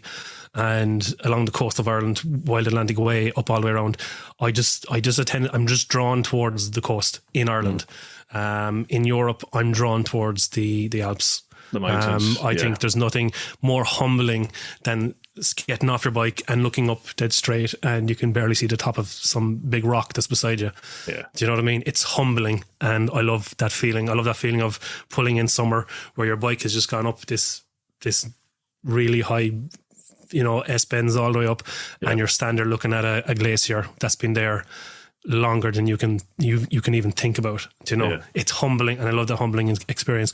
But in Ireland, I'm definitely just drawn towards the coast. In inland, like I said, Newgrange, the Newgrange tomb, definitely a must see. Go see it. It's cool. Like, it is really cool. And if you're going to go to Northern Ireland, this isn't like a historical thing. Well, it is to an extent, but if you're into your biking, you've got to go to Joey's Calf. You got to go Ballymoney and go to Joey's Bar. Julie's? Joey Dunlop's. Joey's, okay. Yeah, you've got to go Ballymoney. You've got to go and see the monument, the memorial garden. And then I saw the pictures of that. You got to go Joey's Bar, and just, it's an amazing place inside it. I went in there and I was having a Coke because I was on my bike, chatting away to the lady behind the bar, and it's only afterwards that I realised that was Linda, his wife. And I've been chatting away to her. Yeah. It's an amazing place. It lives and breathes bikes. Good job you didn't kind of say something like, he's a bit overrated, that fucking Dunlop fellow, isn't he? I'd never say that. The guy's a god. He's a god. I can just picture a big Scottish fella coming in for Joey's overrated. I think you get lynched. You wouldn't make it out. Right, last one from Instagram. The Great Ghost _1. Great photo. Tattoo looks, I know, shallow takeaway. Sorry, what? Is the Grey Ghost somebody that did your tattoos? No. I don't get that. Great photo. Tattoo looks great. Yeah, I know. Is it hollow takeaway? A hollow takeaway? Or shallow takeaway? I don't know. Doesn't make sense. I assumed you knew them, but Great Ghost 1, whoever that is. Don't understand. Thanks for the compliment on the tattoos. Yeah, you've got one or two, haven't you? I have a few there, yeah. And I think we have one over on Facebook, mate. So that will draw us to a close. So, across on Facebook, Shay Trenor. What does Mark think about the potential for motorbike tourism in Ireland? Is it untapped? How are you, Shay? I know Shay. All right, okay. There is companies in Ireland that do the guided tours. So I don't know how many there is. I've never looked into it because I need to use that facility. But I think definitely now that we have the Wild Atlantic Way, now that it's a thing, I think that a couple of companies there do the tours. They will bring you around. Whether it's untapped or not, the market could always be flooded. Do you know what I mean? Maybe we could do with a few more companies that could advertise themselves, that everyone's a bit more aware that they're there. So if somebody asks you, I've never been to Ireland, what do you think I should do? And then you kind of say, well, there is touring companies. I know this name. The name rolls off the tongue, I know there is companies there to do it. There is companies that do guided tours in Ireland. I know there's companies there that will rent you bikes, and it's a self-guided tour. Whether it's untapped or not, it's there. But whether there's enough, I don't know. Probably we could do maybe one or two just for competition wise. Do you know what I mean? For price wise, maybe we could do it. Maybe a few more. Maybe ones that are kind of I don't know. The ones that are there, I don't know. Are they for large groups? Like I said, Ireland is not a big country. So is there a need to have a group of 20 trailing along the likes of the roads we've been on the Wild Atlantic Way? or is it better to have a more intimate amount of people, like maybe 4 or 5? I think that would be the answer, the 4 or 5. If you were to open up a company here or to do a guided tour here, maybe 4 or 5, because the roads do get narrow, and there is a few hairy spots on the roads that you just don't want to be. You don't want to be babysitting lads either, and you don't want to be babysitting 20 lads on bikes either. Like, do you know what I mean? Yeah. So, but maybe there could be a market there for smaller groups. Now, like I said, I've never looked into it. I've never looked into doing guided tours around Ireland. Obviously, I live here. But yeah, there's nothing that comes to my mind. So that, and I do look at the Irish bike scene a lot. So that to me just kind of means, well, maybe there's not enough. Maybe there should be a few more. So that kind of that does come to the forefront of your mind if somebody from outside Ireland does ask you, if you know what I mean. Mm-hmm. So that's all I can really say on that, to be honest with you. Yeah, I think there's always room. I mean, bikers are fairly not unique, but there's lots of different bikers and lots of different styles of biking and touring to accommodate different bikers, isn't there? Some people like to just get in a big group and just play follow my leader and trundle around. Other people people want maybe a more dynamic, a faster one. Some people want lots of stops to, and days off the bike to go and explore and do this and that. Other people aren't worried about that. They just want to say, yeah, we went there, but, there it is, keep going riding. It's about the ride. Yeah, okay. A lot of my chicken strips tours tend to be more that way focused. It's about the actual ride. And then in the evening, we'll stop in the evening and do the social thing at night. But during the day, it's just coffee, cake, lunch. It's the ride, it's the roads. So there's all different manners. There's loads of different types of tours. Although you're essentially going along the same route, there's lots of different ways you could do it, isn't there? Yeah. Well, the Irish bike scene, during the summer, you have a lot of the bike rallies where you just go to the rallies. You can park up, throw up your tent, and there's bands and there's music and there's beer. Like, do you know what I mean? Yeah. You could do, if someone was like, during the summer, there's one every weekend. So you could, if you're doing a 2-week tour, like you could say, right, we're going to do some touristy spots, but you're also going to be brought to this rally on this Saturday, and then the last Saturday before you go on the Monday, you're going to be brought to another rally. So you could go on a rally tour, maybe. Do you know? Yeah. Stuff like that. You're right. You're dead right. Obviously, I was a bit closed-minded with that one there, but because I automatically assumed it was all about seeing the scenery, do you know? Yeah. There is a lot of avenues there you could do. You could kind of explore different areas there. Not everyone's is going to want sea and mountains. Like some people might want to go on a beer tour and stop off at all the good city. Okay, tomorrow night we're in Cork, then we're heading to Limerick, then we're heading up to Athlone, then we're going across to Dublin, where the finale is going to be in some mad pub in Dublin, and then off you go. Do you know? Mark, so where do I sign up? The Irish beer tour. Yeah, that's a good idea. Forget about the bike. That one. Yeah, the beer tour. Yeah, done. Mate, that's us. We've gone through all the questions. That's nearly, in fact, that is 3 hours. Believe it or not. Cool, and we still haven't spoken about bikes properly. And we haven't. No. Jeez, right, we're okay. What do you want to chat about bikes then? I think you asked me to start. Why did I get into the bikes? I think. Yes. And I think we were meant to come back to it about 2.5 hours ago. Yeah. We were. Yes. Sure. Go on then. Well, how'd you get into them? We might as well talk about it. So, just to get it out of the way, my uncle on my mum's side and one of my uncles on my dad's side were bikers. Are bikers. So I think one of my first spins on a motorbike was probably on the back of my dad's brother, and that was on the back of a CBX 1000 Supersport. Yeah. Do you know Honda's 6-cylinder? Right. Yeah. CBX 1000 Supersport. It was a case of Mark, do you want to go for a spin in my pajamas down some dirt road? No, it wasn't a fast one. Like, it was the fastest bike on Irish roads at the time. It was so it came into the country in 1980, I think it was. So I think I might have been, by the time I got a spin on it, I was probably 4. So I was kind of holding on to my uncle like this, and just a spin down and spin back up, but there was something nice about it. Yeah. So then I'm not then my other uncle, my uncle Michael, who's also my godfather, he's still biking. He's riding a Harley now at the moment. So he used to have a Honda Super Dream 250 Super Dream, and when he used to come home from work from the factory, he used to say, right, do you want a helmet? if you wear the helmet, you have to sit in the back. Or if you don't want the helmet, you're going to sit in the front. And it was on a country road, so there was a train line out the back, and we used to go up just to the top of the hill, so you could watch the train going all the way down to the, so it was nice, so that's where it kind of kicked off, just my two uncles, and motorbikes were always kind of there. They were always like an interest, but I didn't start riding bikes till I was 18, I think. I never thought I could, It was just school. I showed an interest in the army when I was 15 and 16. It was always a big thing with me.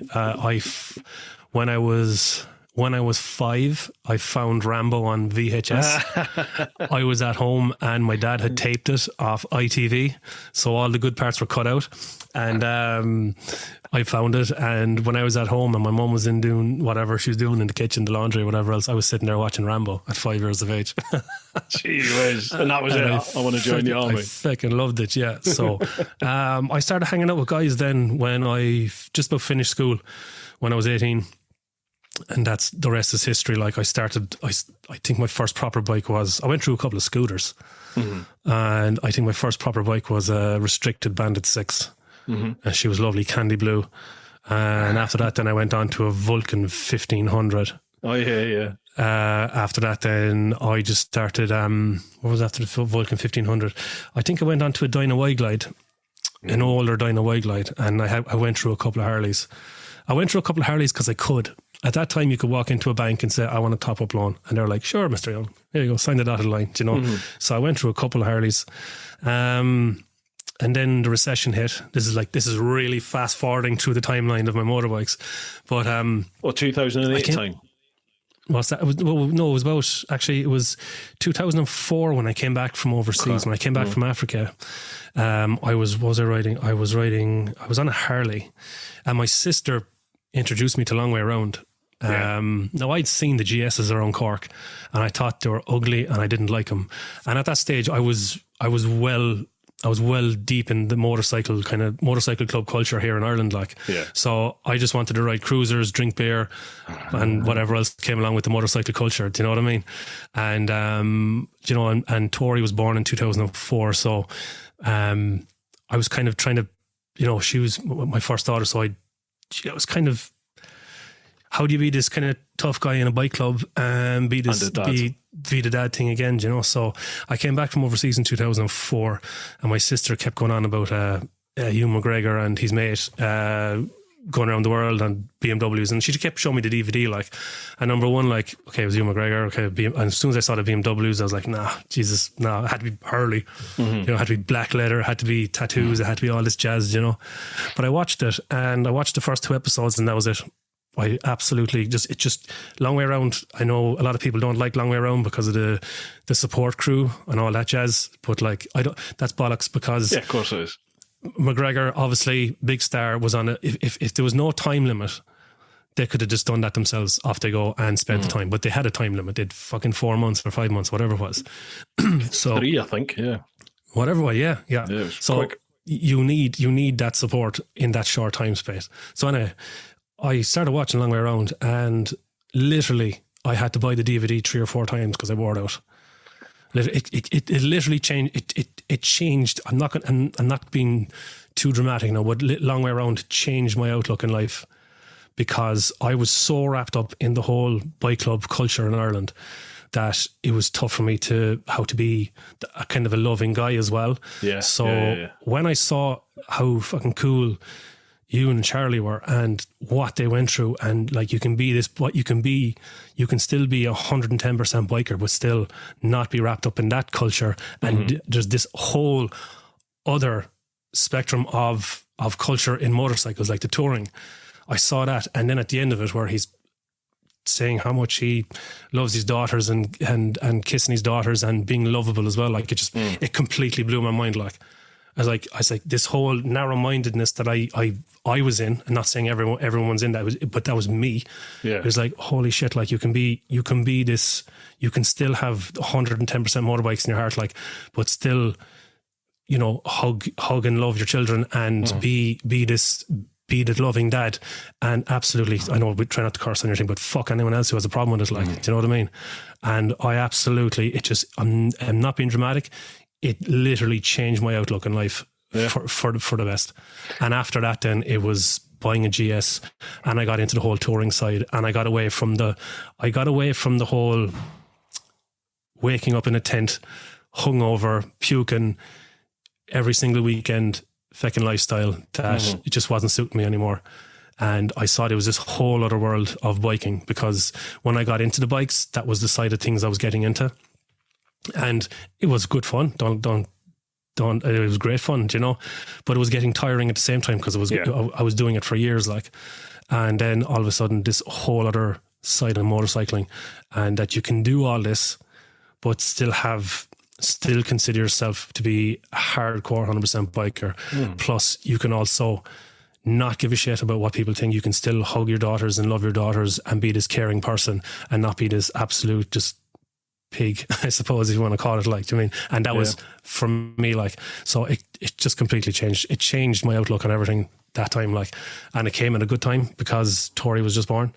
So yeah. So when I went overseas the second time a year later, I brought like 2 copies of the DVD, and I brought the fantastic book that they released, the coffee table book. They had the normal novel, but then they released the coffee table book with all the photographs. Right, yes. Oh my God. They released it for A Long Way Round and Long Way Down. They didn't release anything for A Long Way Up. But I've still never seen Long Way Up. Never seen it. Have you not? No, I've not watched it yet. Yeah. I'm not going to give it away. It's good. It's different because of the electric bikes, but I'm still wondering, like, it would be nice, like, the last two parts, they released the book, they released the photographs. The photographs were stunning. Like, when the boys were absolutely wrecked in Russia on the Road of Bones, like, and the bikes were like hanging off, and just real gritty photographs, and it was just so attractive. It was so like this side of motorcycling is hardcore, like, it's fucking outstanding. Then Long Way Down, like, has there's parts there where they were okay, but parts it's still very, very, very watchable, like. Long Way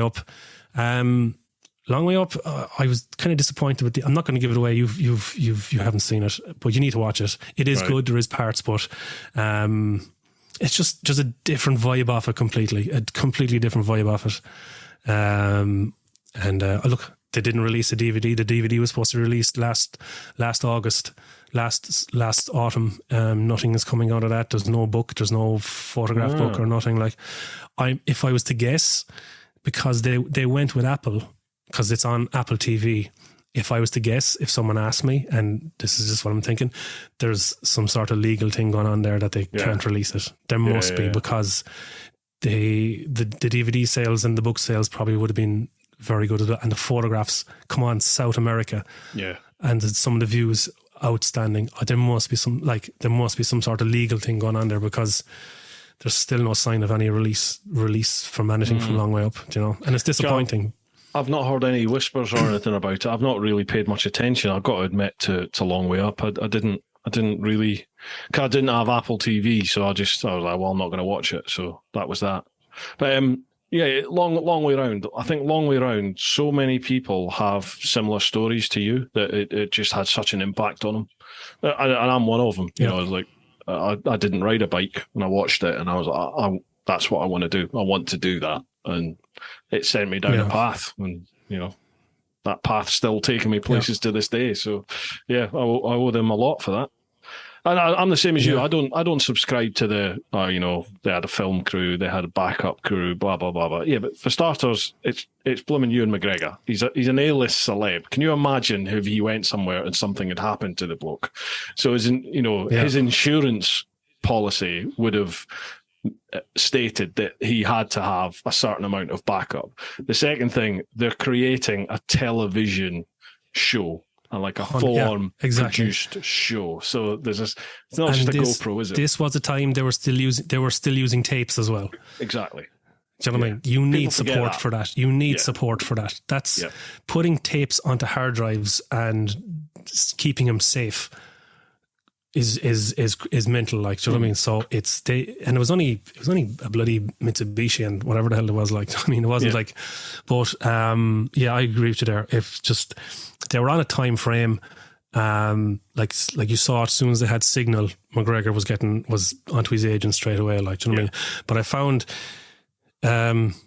Long Way Around was McGregor was happier at the end of Long Way Around, I think, because it was more natural. It was less kind of media. It was less kind of flashy. Do you know what I mean? They went a bit commercial with Long Way Down, I thought, but Long Way Down is still very watchable and enjoyable. Do you know, they made it into a thing, but I like the rawness of the way Long Way Around is filmed. Definitely. And I'll still watch it to this day because it's done with camcorders that now you wouldn't even pay €100 for. Do you know what I mean? Do you know what I mean? I owe a lot to that series and how it changed my outlook on a lot of things, you know. So Charlie and Ewan, if you're watching, cheers, lads.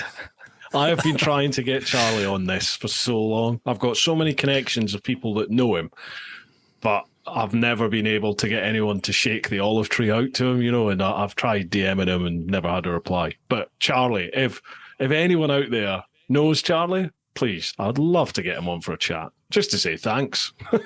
Because Charlie's he's appearing on. He's now presenting on that the motorcycle show that you were on.